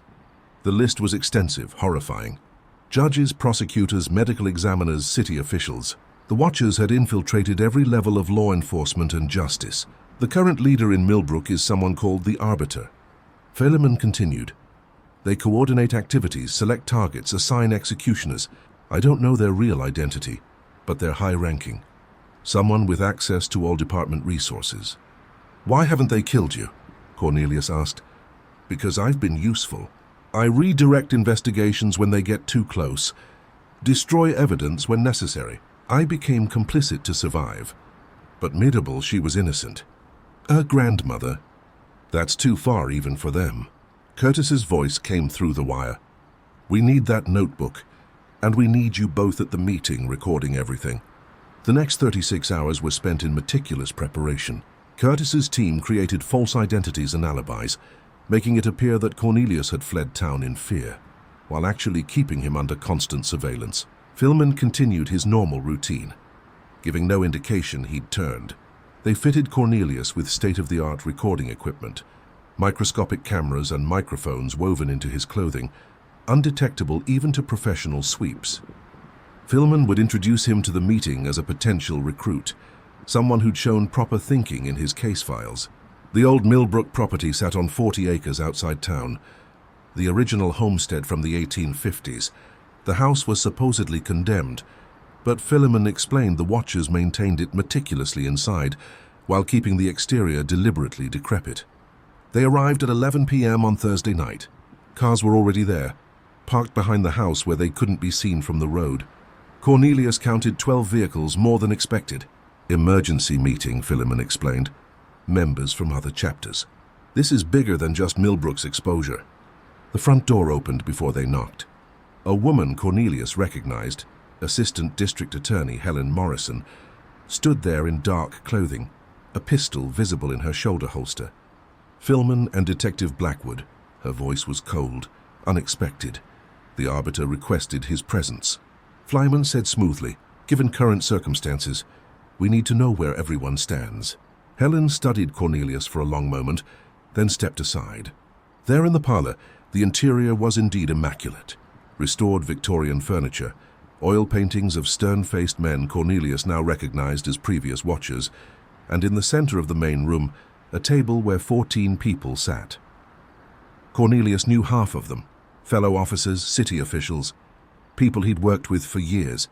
At the head of the table sat Chief of Police Margaret Brennan. Cornelius's shock must have shown because she smiled coldly. Surprised detective? You shouldn't be. Who better to coordinate our activities than someone who controls assignments, evidence, and investigations? Chief Brennan, you're the Arbiter. I prefer to think of myself as a guardian. Sit. We have much to discuss. Cornelius took the offered chair, hyper-aware of the cameras recording everything around him. Faces he'd trusted watched him with predatory interest. The FBI investigation, Brennan began, is problematic but manageable. Agent Curtis is thorough but unimaginative. He's looking for a serial killer, not understanding he's found an institution. We've survived federal scrutiny before, by killing witnesses like Midable. Cornelius said Mahadable was unfortunate, Brennan admitted, but necessary. She would have talked, and her testimony would have led to deeper questions. We couldn't risk it. She was innocent. No one is innocent, detective. She was old, contributing nothing, taking resources. Her removal was simply accelerating the inevitable. A man Cornelius didn't recognize spoke up, thin, scholarly, with dead eyes. The question isn't past actions, but future ones. Our exposure in Millbrook compromises the entire network. We need to consider Protocol 9. Several people shifted uncomfortably. Philemon had mentioned Protocol 9 in his notes. Complete sanitization. Every Watcher would eliminate their assigned targets, destroy all evidence, and disappear. Dozens, possibly hundreds, would die. That's premature, argued Captain Ronald Hayes from the State Police. We can contain this. Blame it on Crawford. Say he acted alone. He's already confessed. Crawford's confession implicates the institution, Brennan countered. No, we need a different solution. Which brings us to Detective Blackwood. All eyes turned to Cornelius. You have a choice, Brennan continued. Join us formally. Help us navigate this investigation and prosper, or refuse and become victim 275. But understand your death won't be quick like Mahital's. We need you to disappear completely, along with all evidence of your investigation. You're asking me to betray my oath. We're asking you to understand your oath properly. Protect and serve doesn't mean protecting everyone. Some elements of society are cancerous. We excise them. We've kept crime rates low, maintained order, preserved property values. The price is a few undesirables removed quietly. Murdered, cleaned, corrected the scholarly man. I'm Dr. Simon Ashford, by the way. I handle the medical aspects, making deaths appear natural. I've refined my predecessors' techniques considerably. Untraceable compounds, perfect mimicry of natural causes. Art, really. Cornelius felt sick, but forced himself to remain calm. How many active watchers are there in this room? Everyone in Millbrook. 23 nationwide, that would be telling. But sufficient to say we're not some small conspiracy. We're an institution parallel to official law enforcement. We do what the courts can't or won't. Show him the records, suggested Helen Morrison. Let him understand the scope. Brennan nodded to Dr. Ashford, who produced a tablet. On it were detailed files, thousands of them. Victims going back not just decades, but over a century across every major city in America. The organization was vast, interconnected with its own hierarchy, rules, even a pension system for retired members. My God, Cornelius breathed, knowing Curtis was seeing this through his cameras. God has nothing to do with it, Brennan said. We're pragmatists. Society produces waste. We dispose of it. Simple. What about cops who refuse? Who threatened to expose you? They have accidents, said Officer Dennis Murphy. Someone Cornelius had considered a friend. Remember Detective Santos from 2018 drove off a cliff supposedly drunk? He'd found some old evidence, started asking questions. We couldn't risk it. You killed Santos. I did, Murphy said without emotion. Quick, painless, more than he would have given us if he'd talked. The room fell silent. Then Brennan stood. Enough discussion. Detective Blackwood, your decision. Join us or die. You have 60 seconds. Cornelius stood as well, knowing Curtis's team was mobilizing but needing to buy time. If I join, what exactly would I be doing? Initially helping us mislead the FBI investigation. Later, you'd be assigned targets. People whose removal benefits society, addicts, dealers, pedophiles who slip through legal cracks. You'd be doing good work, just through unconventional means. And if the FBI gets too close despite my help, then we implement Protocol 9. But with you inside their investigation, that becomes unlikely. 30 seconds, Dr. Ashford announced, checking his watch. Cornelius made a decision. I need to know more. The full strike, gunshots, screaming, the crash of breaking glass. Cornelius dropped to the floor, crawling toward what he hoped was a wall. His earpiece crackled with Curtis's voice.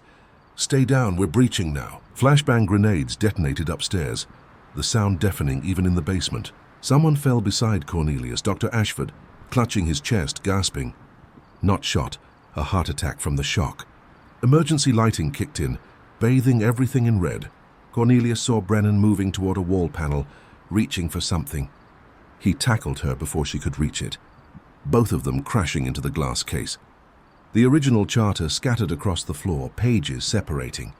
Protocol 9, Brennan screamed. Activate Protocol 9, but it was too late. FBI agents flooded the basement, weapons drawn, shouting commands. The watchers were trapped, caught in their own shrine. The arrests took hours. 14 watchers in the house, all taken alive except Dr. Ashford, who died, en route to the hospital. The evidence in the shrine was overwhelming. Names, dates, methods, the entire structure of the organization laid out in meticulous detail. But as they led Brennan away, she leaned close to Cornelius and whispered, You think you've won? We're ideological, not organizational. Cut off the head, the body keeps moving. Every watcher you didn't catch tonight is burning evidence, destroying connections. You got Millbrook's cell, nothing more. The investigation that followed proved her partially right.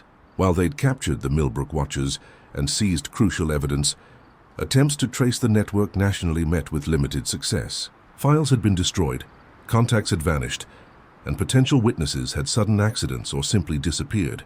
Curtis's team identified approximately 40 more watchers nationwide, but hundreds more were suspected. The organization had prepared for this possibility with contingency plans that included dead switches. If certain members didn't check in regularly, evidence caches would be destroyed automatically. 3 weeks into the investigation, Cornelius received a package at his home. Inside was a photo of himself taken from a distance with the number 275 written on the back. But below that was a new message, postponed, not cancelled. The FBI put him in witness protection, but Cornelius refused to leave Millbrook. His town, his responsibility. He worked with federal agents to rebuild the police department, screening every officer, reviewing every cold case from the past century. They found evidence of 347 murders committed by Millbrook watchers over 170 years. Most victims were exactly as Brennan had described: societies marginalized, people whose deaths were barely investigated. But mixed among them were threats to the organization, journalists who'd asked too many questions, officers who'd refused to join, citizens who'd witnessed too much. During Brennan's interrogation, she remained unrepentant. "Every society has people who handle the unpleasant necessities," she said. "Soldiers kill enemies. Doctors let terminal patients die. Judges condemn criminals. We just streamlined the process, removed the bureaucracy and hypocrisy. You murdered innocent people. Define innocent. The prostitute spreading disease, the addict robbing homes, the mentally ill person who will eventually snap and hurt someone. We prevented future crimes by removing current problems. That's not justice. No, it's efficiency. Justice is slow, expensive, often fails. We never failed." She was convicted on 17 counts of murder, all they could directly prove, and sentenced to death. But during the trial, something disturbing emerged. 3 jurors reported being approached by strangers who suggested acquittal might be healthier. 2 prosecutors' homes were broken into, nothing stolen but message clear. The judge received photos of his grandchildren at school. The watchers still had reach. Philman Goodbody became the key witness, his notebook providing crucial evidence. But the guilt of his complicity, even under duress, broke him.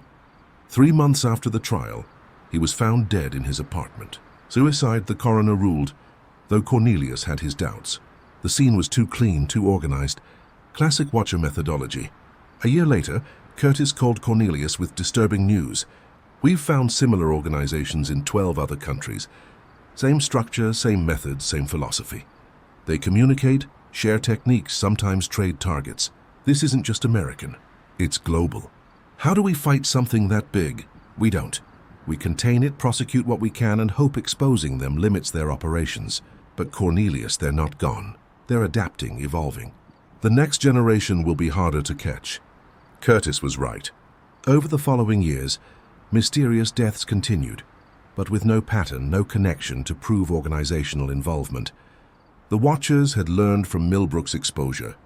They'd become ghosts, invisible predators hiding behind badges and suits. Cornelius continued working now as chief of the reformed Millbrook Police Department. He instituted new protocols, mandatory psychological evaluations, rotation of assignments to prevent entrenchment, civilian oversight of all death investigations.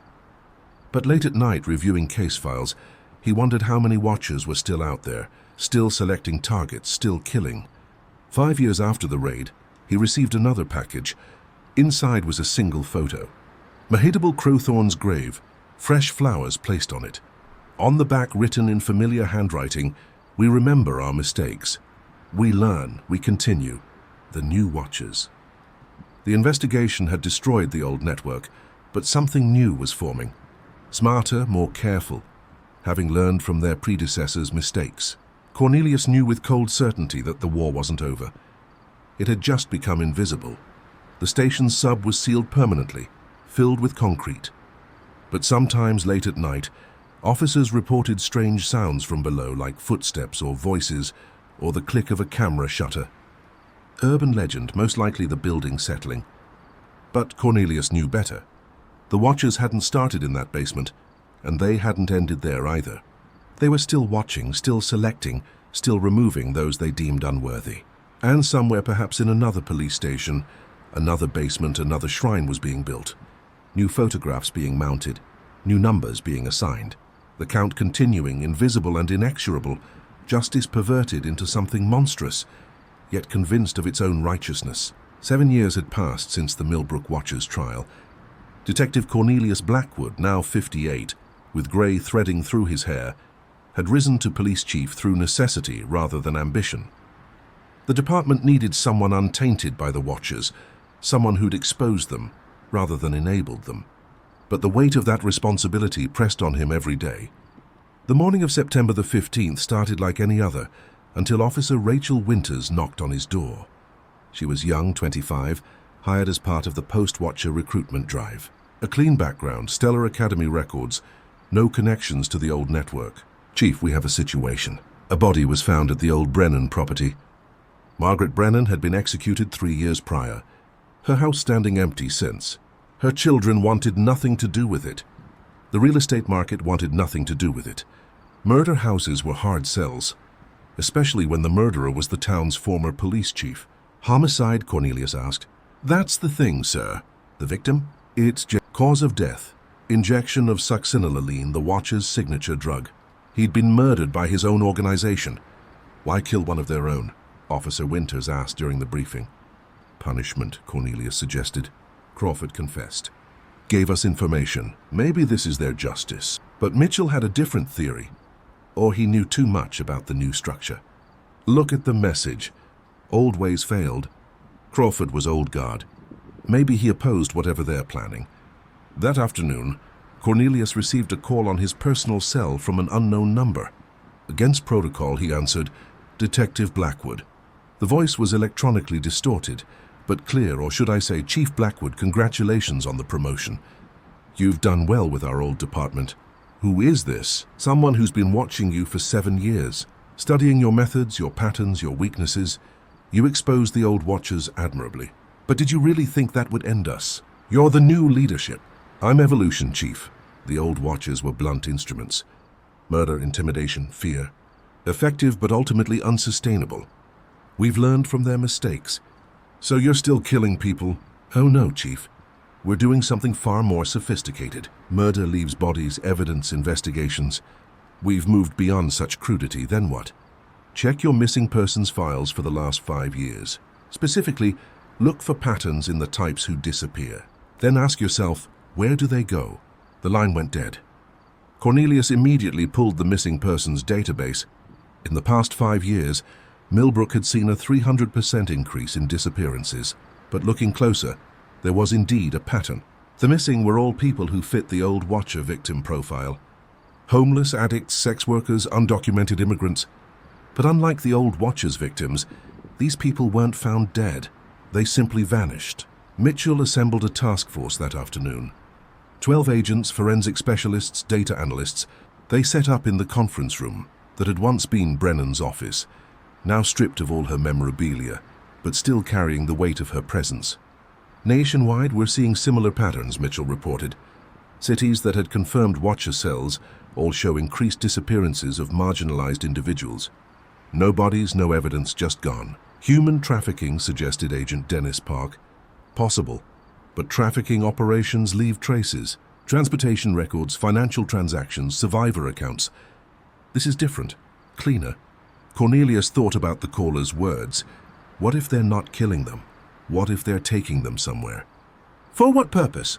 Before he could answer, Officer Winters burst in. "Chief, we have another situation. The old Millbrook property.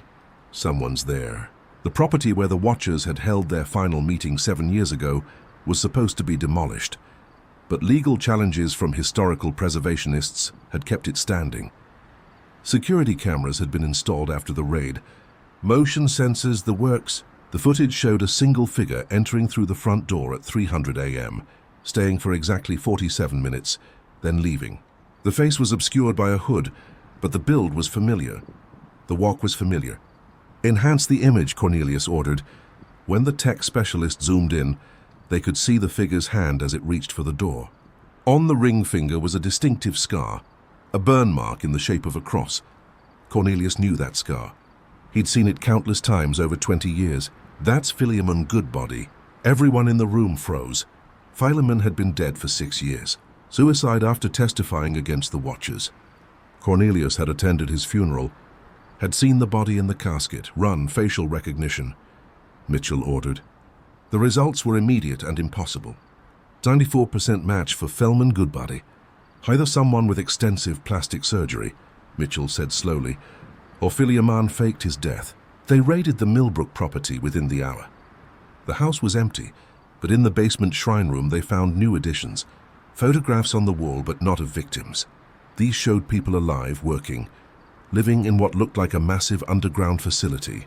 Each photo was labeled with a name and date. All were people from the missing persons files. At the center of the display was a map of the United States, with 17 locations marked. Each mark had a number 50, 75, 120, up to 500. Population counts, Mitchell breathed. They're not killing them, they're collecting them. A laptop sat open on the table. Video paused on the screen. Cornelius hit play. Philman Goodbody appeared, very much alive, older but unmistakable. He sat in what looked like a modern office, walls white and sterile. Hello, Cornelius. If you're watching this, you found our breadcrumbs. Good, we want you to understand what we've become. The camera panned, showing a vast underground space like a small city. Buildings, streets, people walking around in uniform gray clothing. The old watchers were right about one thing. Some people are burdens on society, but killing them was wasteful. We've found a better solution. We take them, yes, but we reform them, educate them, give them purpose. The camera showed workshops, classrooms, medical facilities. The missing people were there working, seemingly content. This is Sanctuary 1, located beneath the Nevada desert. Population 537. Former addicts, criminals, homeless, all given new lives, new identities, new purposes. They work for us now, maintaining our facilities, growing our food, building our infrastructure. Cornelius felt sick. It's slavery, Philemon continued. They can't leave. True, but they have food, shelter, medical care, purpose, more than they had above ground. We're not monsters, Cornelius. We're pragmatists. Society produces excess population it can't support. We repurpose that excess. The government would never, Mitchell started. The government doesn't know, Philemon said as if responding to her. We are entirely self-sufficient. Geothermal power, underground water sources, hydroponic farms. We've been building for 20 years, using resources diverted from various federal programs by well-placed members. The video showed more footage. People working in factories, children in classrooms, families in small apartments. It looked almost normal except for the armed guards, the lack of windows, the cameras everywhere. Each sanctuary operates independently, Philemon explained. If one is discovered, the others continue. We learned from the old Watcher's centralized structure. Decentralization ensures survival. This is where evolution leads, Cornelius. Not murder, but management. Not elimination, but utilization. The new Watchers don't kill societies unwanted. We absorb them, transform them, make them useful. The video shifted to show a medical facility. Doctors working on patients, all wearing the same gray uniforms. Some volunteer for medical trials, experimental treatments for diseases that would take decades to approve above ground. Their sacrifice. Voluntary, I assure you, advances human knowledge. Already we've developed treatments for early-stage Alzheimer's, certain cancers, autoimmune conditions. When perfected, these treatments will be discovered by legitimate researchers above ground. Humanity benefits, and the test subjects find purpose in their contribution. Monster, Cornelius muttered. The real monsters, Philemon said, are those who let people die on streets, in alleys, from preventable diseases and circumstances. We give them lives worth living, even if confined. Judge us when you've seen the alternative. The video ended with coordinates 36, 1699 degrees north, 115, 1398 degrees west. That's just outside Las Vegas, Agent Park said. Federal land designated as a nuclear test site from the 1950s. Nobody goes there. Perfect cover, Mitchell said. Underground facilities could be explained as old test bunkers. Radiation warnings keep civilians away. We're going in, Cornelius said. With what authority? That's federal land, military jurisdiction. We'd need evidence, warrants, cooperation from agencies that might be because we need legitimacy. Eventually the sanctuaries will be discovered. When that happens, we want allies who understand our purpose. You could be one of those allies, never. Then you're 275, Cornelius, but not killed, taken. You'll see our sanctuaries from the inside. Experience what we offer. Maybe your perspective will change. Is that a threat? It's a promise. The old Watchers would have killed you years ago. We're offering you a chance to understand, to evolve with us. Think about it. The call ended. Cornelius immediately called Mitchell, but her phone went to voicemail. He tried the FBI field office, no answer. His heart racing, he drove to Mitchell's hotel. Her room was empty, bed unslept in, but on the pillow was a note. She's safe. Experiencing Sanctuary 2 will be returned in 72 hours, with full knowledge of our operations. The new Watchers. The manhunt was immediate but futile. Mitchell had vanished as completely as the hundreds of others. Roadblocks, helicopter searches, satellite surveillance, nothing. The new Watchers had infiltrated so deeply that they could take an FBI agent without leaving a trace. For 3 days, Cornelius coordinated the search while knowing it was useless. The Watchers had made their point. They could take anyone anytime. On the morning of the 4th day, Mitchell reappeared in her hotel room, unconscious but unharmed. When she woke, her story chilled everyone who heard it. She'd been taken to an underground facility, not in Nevada but beneath Chicago. Population over 1,000. Former homeless, addicts, criminals, all living in a structured society, working, learning, contributing. The worst part, she told Cornelius privately, is that most of them seemed grateful, happy even. They had lives down there, families, jobs, purpose. When I told some they could leave with me, they refused. Stockholm Syndrome, maybe. Or maybe they really did prefer it to their previous lives. Cornelius, what if the Watchers are right? What if this is better than letting people die on the streets? Freedom matters, Cornelius said firmly. Choice matters, does it? When the choice is between slow death above ground or structured life below, she showed him something she'd hidden from the official debriefing, a flash drive, given to her by one of the sanctuary administrators. They wanted you to see this. She said the drive contained thousands of files, medical records showing treatments developed in the sanctuaries, agricultural innovations from their hydroponic farms, educational programs that had turned illiterate adults into skilled workers, and testimonials, hundreds of them, from sanctuary residents describing their lives before and after. One video stood out, a woman, maybe 40, speaking directly to the camera. My name is Jennifer Walsh. Above ground, I was a heroin addict, prostitute, 3-time felon. I was dying, literally dying when they took me. That was 4 years ago. Now I'm clean. I work in the medical facility as a nurse's aide. I have an apartment, friends, dignity. Yes, I can't leave. But where would I go? Back to the streets. Back to the needle. This isn't prison. It's salvation. Cornelius turned it off. It's still wrong. Is it? Mitchell asked. Or is it just different from what we accept as right? The investigation stalled. Without concrete evidence of crimes, the people were missing, not murdered. And with the sanctuaries on federal land requiring military cooperation to access, they were stuck. Meanwhile, more people disappeared. The homeless camps emptied. Drug corners went quiet. The missing persons files grew thick. Public opinion was divided. Some called the new Watchers kidnappers, slavers, criminals. Others, particularly those who'd lost family members to addiction or violence, quietly wondered if maybe, just maybe, forced rehabilitation wasn't the worst fate. Cornelius received regular packages. Photos of him, always numbered 275, reminders that he could be taken at any time, but also reports from the sanctuaries, medical breakthroughs, agricultural innovations, sociological studies on rehabilitation and purpose. The new Watchers were building a parallel society, hidden but thriving, and they were getting bolder. 1 year after Crawford's body was discovered, billboards appeared overnight in 17 cities. Every person deserves purpose. Every life has value. Some just need help finding it. The sanctuaries. By morning, the billboards were gone. But the message had been sent. The new Watchers weren't hiding anymore. They were recruiting, normalizing, preparing for the day when their underground cities would be revealed, and they hoped accepted. Cornelius stood in his office looking at the map Mitchell had recovered, the 17 sanctuary locations. Thousands of people underground, maybe tens of thousands, a hidden nation beneath America's feet. What do we do? Officer Winters asked. She'd proven herself trustworthy, untouched by Watcher influence. We prepare, Cornelius said. They'll surface eventually. When they do, we need to be ready. Not for war. They're too embedded for that. But for the choice society will have to make. What choice? Whether forced salvation is better than free suffering. Whether security matters more than liberty. Whether the ends justify the means. He looked at the photo on his desk. Meetable Crowthorne, the janitor whose discovery had started everything. She'd died for finding the truth about the old Watchers.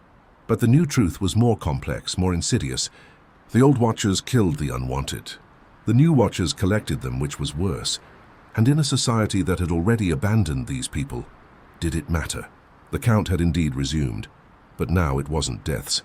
It was captures, salvation, transformations, and somewhere, 17 sanctuaries beneath American soil. The new watchers were building their better world, one missing person at a time. 2 years passed with an uneasy stalemate. The sanctuaries continued operating. People continued disappearing, and law enforcement found itself paralyzed by jurisdictional complexity and public ambivalence. Chief Cornelius Blackwood had aged visibly. The weight of knowing about an underground nation, he couldn't stop etching lines into his face. The breaking point came on a cold February morning, when Officer Rachel Winters didn't report for her shift. Her apartment was neat, bedaubed. No signs of struggle, only a note on her kitchen table. Going to see for myself. Our Cornelius knew immediately what had happened. Rachel had volunteered to be taken. 3 months earlier, her younger brother had disappeared, a 22-year-old opioid addict who'd been living on the streets. The family had searched desperately, but Cornelius had seen the pattern. Young, addicted, no stable address, prime sanctuary candidate. The note continued on the back. If David is down there, I need to know he's safe. If the sanctuaries are what they claim, maybe it's better than letting him die. I'll find a way to report back. Trust me, our Cornelius should have reported it immediately, initiated a manhunt. Instead, he sat in his office staring at the note, wondering if Rachel might accomplish what years of investigation hadn't, getting real intelligence from inside a sanctuary. His phone rang. That afternoon, Phileamon Goodbody. Your officer is in Sanctuary 3 beneath Detroit. She'll be processed, evaluated, assigned housing and work. Don't worry, we know who she is. She won't be harmed. She's a cop. You can't just she volunteered. Cornelius walked into one of our intake points, said she wanted to find her brother. We don't turn away volunteers. Intake points. Philemon chuckled. You think we just snatch people off streets? We have recruitment centers in every major city. Homeless shelters that offer more than soup. Drug clinics that provide permanent solutions. Desperate people come to us. Let her go. She can leave anytime she wants after orientation. After she sees what we really are, most choose to stay. And those who don't are released with memory suppression therapy. They remember being sick, getting better, nothing specific. Protects the sanctuaries while respecting their choice. That's not respect. That's manipulation. Everything is manipulation. Cornelius, your badge manipulates people into compliance. Laws manipulate behavior through fear of punishment. We just manipulate toward productivity rather than punishment. The line went dead. For 2 weeks, there was no word from Rachel. Cornelius covered for her absence. In 6 months, I've seen 12 people request departure. 8 changed their minds after counseling. 3 were approved and left with memory suppression. 1 disappeared. They say he was transferred to another sanctuary, but people whispered differently. She described the population. Former addicts, homeless, criminals, but also volunteers, people who'd chosen the structured life underground over chaos above. Families had formed. Children had been born. The first generation of sanctuary natives who'd never known the surface world. David doesn't want to leave, she wrote in month 4. He has a girlfriend, a job he enjoys, friends. He says the surface nearly killed him, and he'd rather be confined and alive than free and dead. I want to argue, but Chief, I see his point. Is freedom worth anything if it only offers freedom to suffer? The ethical questions tormented Cornelius. He shared Rachel's reports with Agent Mitchell, who'd never fully recovered psychologically from her own sanctuary experience. She'd started attending philosophy classes, reading about utilitarianism, social contracts, the nature of freedom. What if they're right? She said one evening, exhausted after another fruitless strategy meeting. Not their methods, but their premise. Society has failed these people. We offer them nothing but jail or death. The sanctuaries offer life, purpose, community. Yes, without freedom. But is our freedom real when economic and social forces trap people in cycles of poverty and addiction? You're defending kidnapping. I'm questioning whether it's kidnapping, if the alternative is abandonment. We've already imprisoned these people in poverty, in addiction, in mental illness. The Watchers just made the prison literal but livable. Their debate was interrupted by urgent news. The governor of Nevada had called a press conference. Behind him stood Phileamon Goodbody and 5 other individuals in matching gray suits. Today, the governor announced, I'm revealing a partnership that's been developing for 2 years.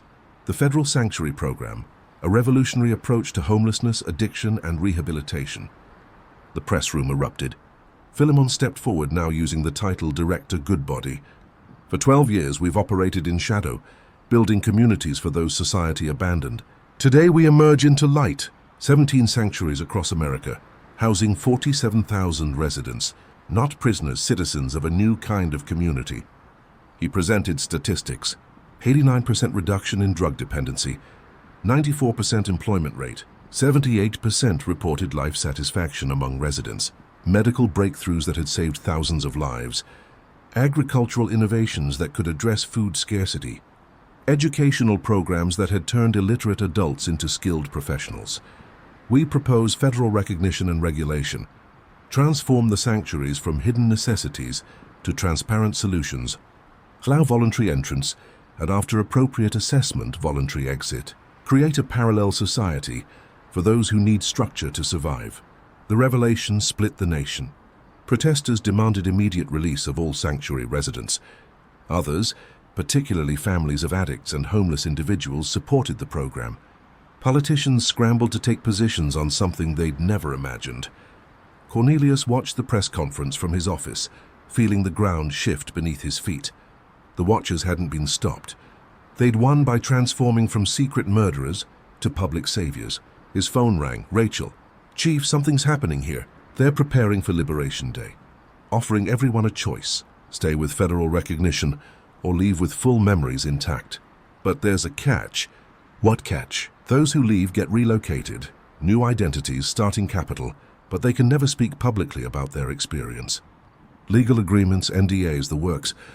And those who stay, they're talking about expansion, making the sanctuary cities of millions, not thousands. Rachel, you need to get out. You and David both. David won't leave. He's deputy section chief now. Engaged, planning a family. This is his life. And Chief, I'm not sure I want to leave either. Rachel, I've been here 8 months. I've seen people transform from dying addicts to productive citizens. Yes, it's controlled. Yes, it's limited. But it works. And I'm helping people here. Really helping. Not just arresting them to release them to the same circumstances. You're experiencing Stockholm Syndrome. Maybe, or maybe I'm seeing clearly for the first time. The surface world failed these people. We failed them. At least here they have a chance. The call ended with Rachel promising to think about it. But Cornelius heard the decision in her voice. He was losing her to the same system he'd fought against. 3 weeks later, Congress held emergency hearings on the Sanctuary Program. Cornelius was called to testify, his history with the Watchers, making him a key witness. The hearing room was packed. Philemon sat at the witness table, calm and professional, no longer the nervous informant from years ago, but a confident administrator of a shadow nation. The old Watchers were wrong, Philemon testified. They destroyed life. We preserve it. They eliminated the unwanted. We rehabilitate them. They were criminals. We are pioneers of a new social model. Senator Patricia questioned him aggressively. You're holding American citizens against their will. We're providing structure for those who have proven unable to survive without it. Every resident underwent assessment. Those capable of independent living were offered it. Those who weren't were given an alternative to death. That's not your decision to make, isn't it? Society's decision. We already involuntarily commit the mentally ill. We imprison criminals. We institutionalize the elderly.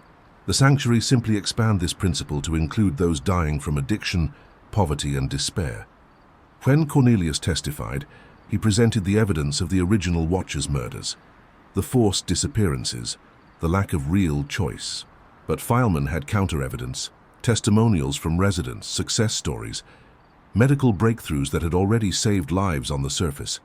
Chief Blackwood asked Senator James Wright, given what you know now, if someone you loved was dying from addiction, would you want them in a sanctuary? Cornelius thought of Rachel, of her brother David, of the thousands who died on streets while society debated policy. I don't know, he admitted. And that's the horror of this. They've made us complicit by offering what we failed to provide, solution to suffering, even at the cost of freedom. The hearings continued for weeks.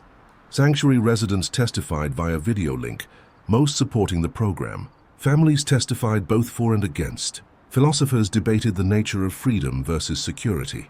Medical researchers presented breakthroughs achieved through sanctuary research. During a break, Cornelius encountered someone unexpected in the hallway, Mahititable Crowthorne's daughter, Patricia. "Chief Blackwood," she said, "thank you for fighting for my mother. I'm sorry we couldn't save her." She found the truth. That mattered to her. "But, Chief, if the sanctuaries had existed then, if they'd taken my brother instead of letting him die from overdose, I might have supported them. Does that make me terrible? It makes you human. They're exploiting our desperation, our love, our failure. That's what makes them so dangerous. Not that they're wrong, but that they might be right." The congressional vote was scheduled for December 15th. In the weeks leading up to it, the sanctuaries opened their doors to selected journalists, researchers, and officials. The tours were carefully managed, but what they showed was impressive. Functioning cities, productive citizens, advanced technology. But Cornelius noticed what wasn't shown. The security agent Mitchell found him packing his office. "Where will you go?" she asked. "Canada, maybe. Somewhere the sanctuaries haven't reached yet. They'll expand. You know that this is just the beginning. Other countries are already inquiring about the model. Then we've lost, have we? Or have we just redefined winning? The old watchers killed 347 people over 170 years. The new ones have saved thousands, maybe tens of thousands. Yes, at the cost of freedom. But what's freedom worth if it only means freedom to die?" "Everything," Cornelia said firmly. "Freedom is worth everything. Because once we accept that some people can be confined for their own good, where does it stop? The addicted today, the unemployed tomorrow, the dissident eventually. We've opened a door that can't be closed." Mitchell pulled out an envelope from Philemon. "He asked me to give this to you." Inside was a single photo. The sanctuary beneath Las Vegas now expanded to house. People walking through clean streets, children playing in parks. On the back was written, "We built utopia. You're welcome to visit. Room 275 is reserved for you whenever you are ready to see the future. PG." Cornelius burned the photo and left Millbrook that night. 5 years later, from his cabin in rural British Columbia, he watched the news of the first sanctuary built in Canada. 10 years later, they were global. Hundreds of underground cities housing millions of voluntary residents who couldn't quite explain why they'd volunteered. The old watchers' dream of social cleansing had been achieved, not through murder, but through something worse, convincing society that imprisonment was salvation, that control was care, that the cage was home. Rachel never contacted him again, but he sometimes received anonymous packages containing photos from inside the sanctuaries. Pictures of David with his children, the first generation born underground. Pictures of Rachel, older, wearing an administrator's uniform, surrounded by people she'd helped rehabilitate. Pictures of a society that functioned perfectly because it had surrendered the chaos of choice. In his final journal entry before his death at 83, Cornelius wrote, "The old watchers were monsters who thought they were heroes, killing the unwanted to purify society. The new watchers are heroes who don't realize they're monsters, saving the unwanted by stealing their freedom." Both believed they were evolution. Both were right. Society evolved from disposing of its problems to containing them, from murder to management, from elimination to absorption. The count that began in 1851 with Abraham Millbrook never truly ended. It just transformed from counting the dead to counting the confined. 47,000 when revealed, 500,000 within 5 years, 5 million within a decade. By the time I die, analysts project 50 million worldwide. Her hidden nation of the saved and controlled, the rehabilitated and restricted, the alive but not free. They called it the answer to social collapse. History will call it the greatest prison ever built, sold to us as paradise. And the worst part, the inmates thank their wardens, the prisoners defend their cells, the controlled celebrate their controllers. We didn't defeat the watchers, we became them. All of us complicit in deciding that some people deserved safety more than freedom.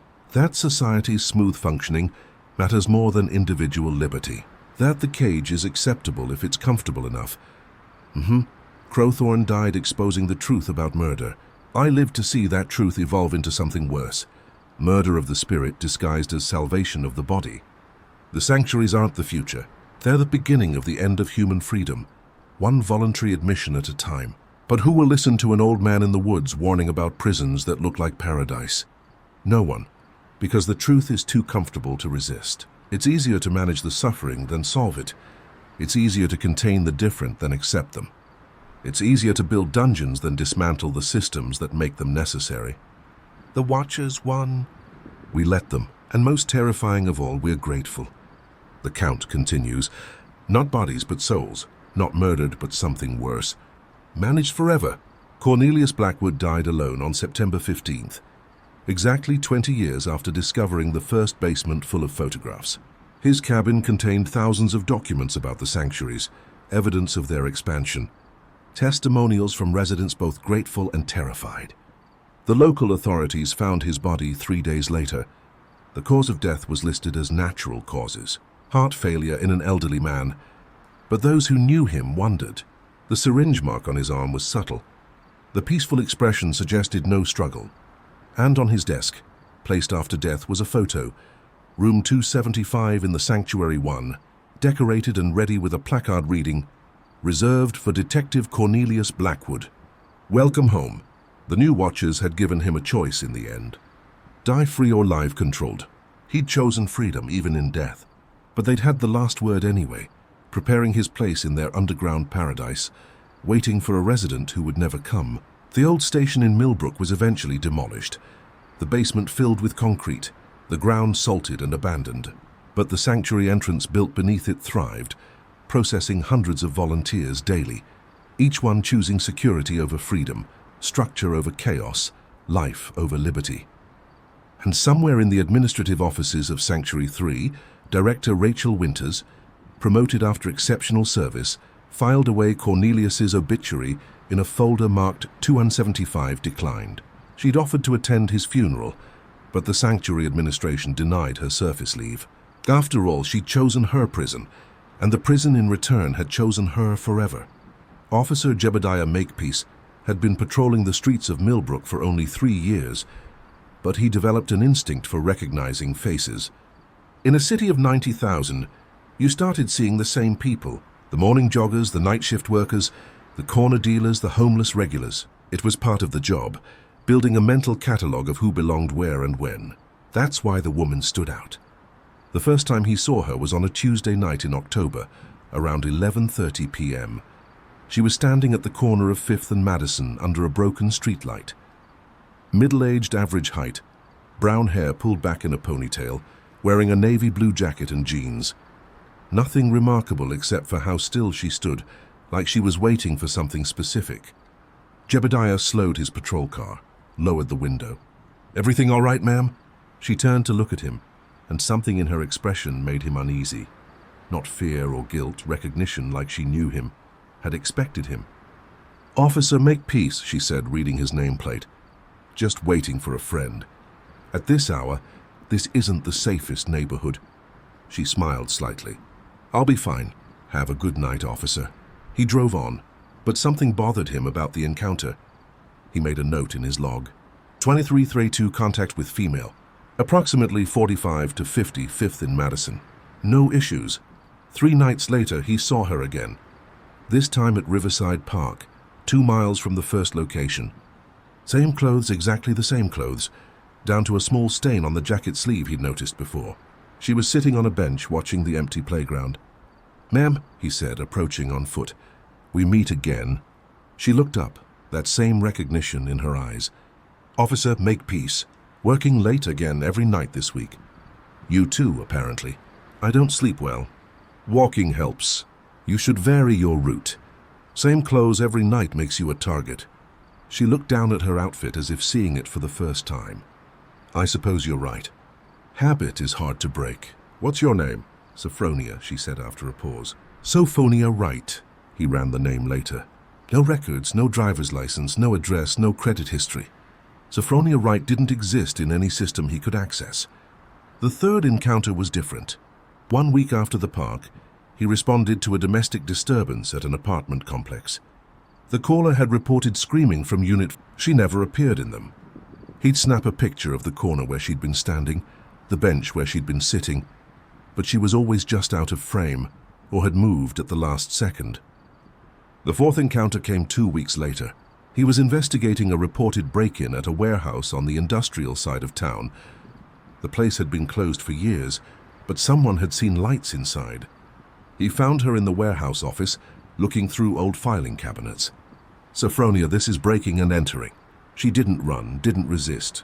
"I'm looking for something." "What? Proof that I existed?" She showed him a file, employment records from 1978. There was a photo, paperclip, ipped to a form. The woman in the photo looked exactly like Sophronia. Same face, same age, but the name was different. "Susan Wheeler." "That's my mother," Sophronia said. "People always said we looked alike." "Your mother worked here 45 years ago. She disappeared from here. October 15th, 1978, night shift. They found her car, her purse, but never her. I was 3 years old." Jebediah studied the photo, then Sophronia. The resemblance was uncanny. Not just similar, but identical. "Why didn't you tell me you were investigating your mother's disappearance? Would you have believed me?" A woman with no records, looking for another woman who vanished decades ago. He helped her search the files, found work schedules, time cards, even a police report from 1978. Officer on the case, T. Grimwald. "That's my captain," Jebediah said. "He was a rookie then." "I know," Sophronia said. "That's why I'm here. That's why I keep appearing where you'll find me. I need you to ask him what really happened." "Why don't you ask him yourself?" "He won't see me." "I've tried. His secretary says he's busy in meetings out of office for 3 months. "I've tried." Jebediah took the file. "I'll ask him. But Sophronia, I need real information from you.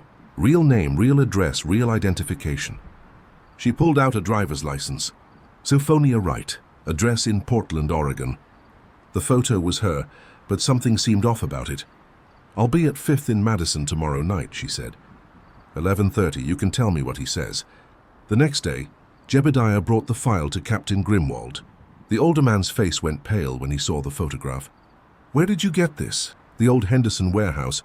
There's a woman looking into her mother's disappearance." "Susan Wheeler, you worked the case."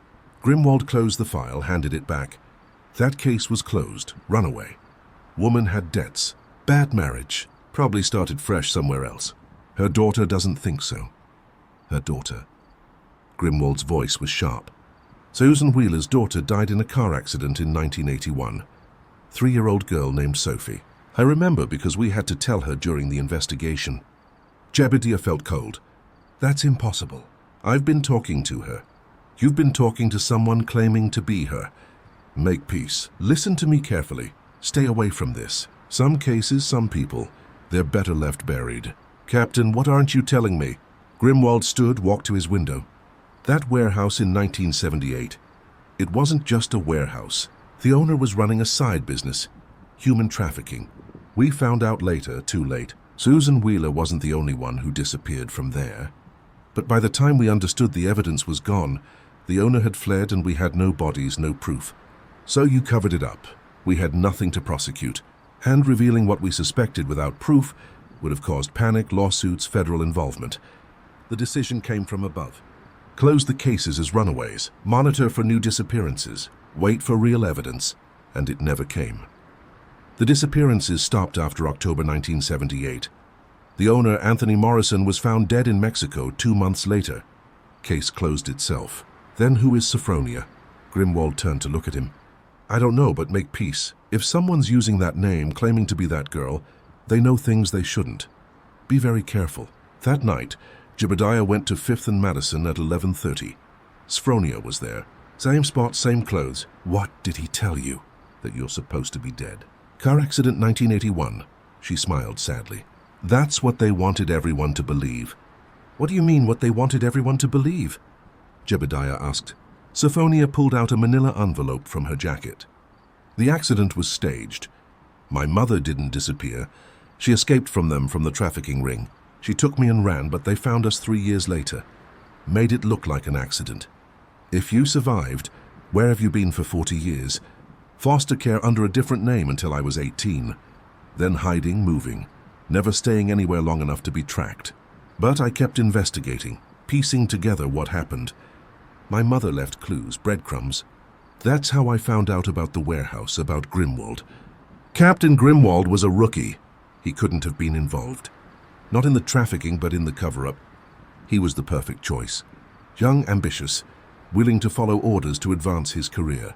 Jebediah wanted to dismiss it as conspiracy theory, but something nagged at him. The way Grimwald had reacted to the photo, his insistence on leaving things buried. "Prove it," he said. "Show me evidence. Meet me tomorrow, Riverside Park, midnight. I'll show you everything." She walked away, and this time Jebediah followed. She turned down an alley, and when he rounded the corner seconds later, she was gone. No doors she could have entered, no windows low enough to climb through, just gone. He spent the next day researching. Found the accident report from 1981, a single car crash. Driver Susan Wheeler, passenger Sophie Wheeler, age 3, both bodies severely burned, identified by dental records. But something was wrong with the report.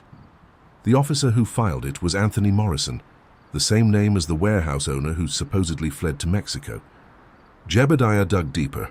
Anthony Morrison, according to records, had joined the force in 1979, worked for 2 years, then resigned in 1981, just after the accident. The timeline didn't make sense. How could he be a warehouse owner fleeing to Mexico in 1978 and a police officer in 1979? He pulled Morrison's personnel file. The photo was grainy, but the man looked wrong. Face slightly off, like someone wearing prosthetics. The background check was thin. References that led nowhere. Previous addresses that didn't exist. Anthony Morrison was a fake identity. Someone had infiltrated the police force under an assumed name. At midnight, Jebediah went to Riverside Park. Sophronia was waiting with a box of documents. "My mother was an accountant at the warehouse," she began. "She discovered the trafficking operation. They were moving people through the warehouse at night using shipping containers. She collected evidence was going to the FBI, but someone tipped them off. She showed him photocopies of ledgers, shipping manifests with coded entries, photographs of containers with air holes drilled in them. The night she disappeared, she was supposed to meet an FBI agent, Agent Patricia Reeves, but Reeves never showed. My mother was grabbed at the warehouse. I was at home with a babysitter. How did she escape? She didn't at first. They kept her for 3 weeks trying to find out what she knew, who she'd told, but she convinced one of the guards to help her, promised him immunity if he testified. They escaped together, picked me up, ran. The guard was Anthony Morrison. No, the guard's name was solid, real, warm. Why the games? Why appear and disappear? Why the same clothes? She looked down at his hand on her arm. I wear the same clothes so you'll recognize me. Remember me? I appear where you'll be because I've been watching your patrol patterns for months. I disappear because I've spent 40 years learning how to vanish, memorizing blind spots, using service tunnels, knowing exactly when to move. The photo I took, I saw you raise your phone, stepped aside, old habit. It was all explicable, all rational, but something still felt off. Show me your driver's license again. She handed it over. This time he really studied it. The hologram was wrong. The font slightly off. It was an excellent fake, but fake nonetheless. Sophronia Wright doesn't exist, he said. No, she agreed. Sophie Wheeler died in 1981, according to all records. I've been Jennifer Mills, Sarah Patterson, a dozen other names. But I'm still her, still the girl who lost her mother to men who thought people could be bought and sold. What do you really want from me? Justice, or at least truth? You're clean. Make peace. 3 years on the force. No connections to the old network.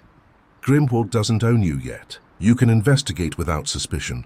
And if I find what you claim, then we expose it publicly, loudly, in a way they can't cover up. Jebediah took the box of documents. Give me a week. I'll verify what I can. But Sophronia, Jennifer, whoever you are, if this is some elaborate hoax, it's not. Check the property records for 447 Industrial Way. Shell Company owned. Purchased 6 months ago. Used to be a trucking depot. Now it's supposedly empty, but drive by at 3 a.m., count the vehicles. Wonder why an empty building needs so much traffic. She walked away, and this time Jebediah let her go. Over the next week, he investigated carefully. The 7 missing persons files all had irregularities. Witnesses who were never interviewed. Evidence that was never processed. Security footage that was mysteriously corrupted. The properties where they'd last been seen were all owned by different companies. But digging deeper, all those companies traced back to a single holding corporation. Morrison Enterprises, Anthony Morrison's name. but incorporated in 2019, long after the fake Morrison had supposedly died. He drove by 447 Industrial Way at 300 a.m., counted 12 vehicles, including 2 police cruisers, ran the plates. They came back as decommissioned, supposedly destroyed years ago. The next day, he tried to access the holding corporation's records. His computer access was immediately flagged. Within an hour, Captain Grimwald called him into his office. "Makepeace. You've been accessing restricted files, following up on missing persons cases, sir. Cases that have been closed. Why? Irregularities, patterns. I think you think too much. You're a patrol officer, not a detective. Stay in your lane." "Captain, are you aware of Morrison Enterprises?" Grimwald's face went very still. "Where did you hear that name?" "Property records. They own buildings where missing persons were last seen." "Coincidence? The city has thousands of properties. Hundreds of missing persons. Patterns emerge from random data. Don't create conspiracies where none exist." "So, Officer Makepeace, you're a good cop with a promising future. Don't jeopardize that by chasing ghosts.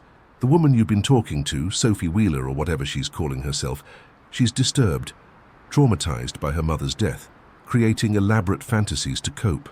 Don't get pulled into her delusions. You said she died in 1981. I said that's what the records show. Clearly someone survived and has spent 40 years building a conspiracy theory. Tragic but not criminal. Leave it alone, Makepeace. That's an order." But Jebediah couldn't leave it alone. That night, he met Sophronia at their usual spot. "He knows," she said immediately. "Your computer access triggered alerts. You need to be careful now. Tell me about Morrison Enterprises. It's how they launder the money. The trafficking generates cash. They buy properties through the shell company, use them as waypoints for moving people, then sell them for clean profit. It's brilliant and completely legal on paper. We need more evidence. Then we need to get inside 447 Industrial Way. That's breaking and entering. That's saving lives. Those 7 missing people, if patterns hold, they're being held there before being moved. We have maybe days before they disappear forever." Jebediah made a decision that would change everything. "Tomorrow night I'll go in, but not breaking and entering. I'll respond to a noise complaint from a concerned citizen. Gives me cause to investigate. I'll be your concerned citizen," Sophronia said. 3 a.m. my meal be ready." As she walked away, Jebediah called out, "Why do you trust me? How do you know I won't turn you into Grimwald?" She turned back. "Because you remind me of Paul Brennan, someone who joined the force to help people, not hurt them. Someone who'd risk everything for the truth. He saved me once. Maybe you can save others." The next night at 2:55 a.m., dispatch received a call about strange noises from 447 Industrial Way. Officer Jebediah Makepeace responded. What he found there would validate everything Sophronia had told him and put both their lives in immediate danger.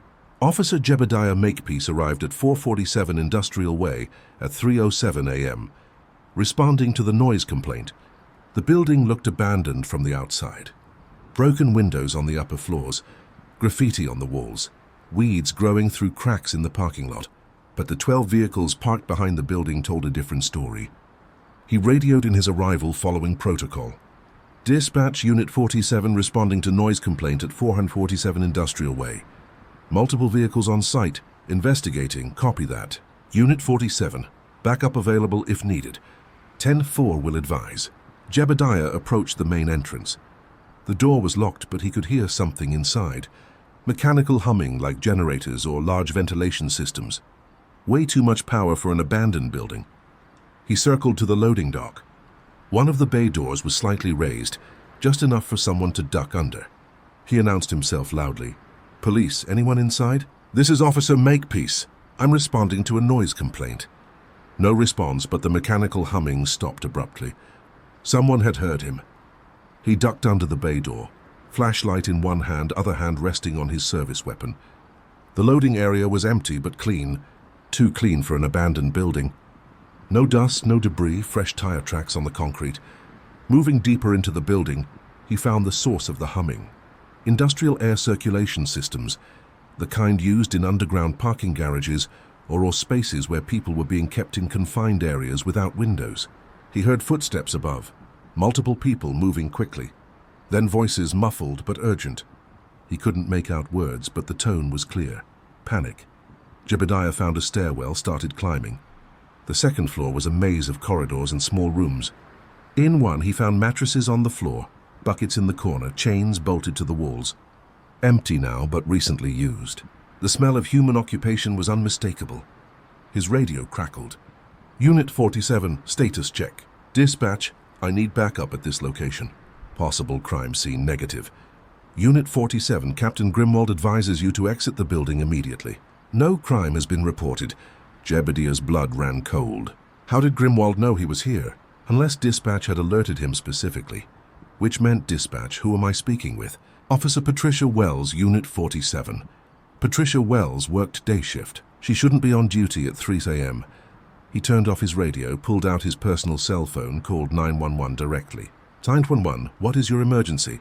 This is Officer Makepeace Badge 447. I need immediate backup at 447 Industrial Way. Officers on scene. Potential hostage situation. Officer Makepeace, we show you off duty tonight. I'm responding to a complaint. Send backup now. Units are en route. He heard vehicles outside, not arriving, leaving. Engines starting, tires squealing. They were evacuated.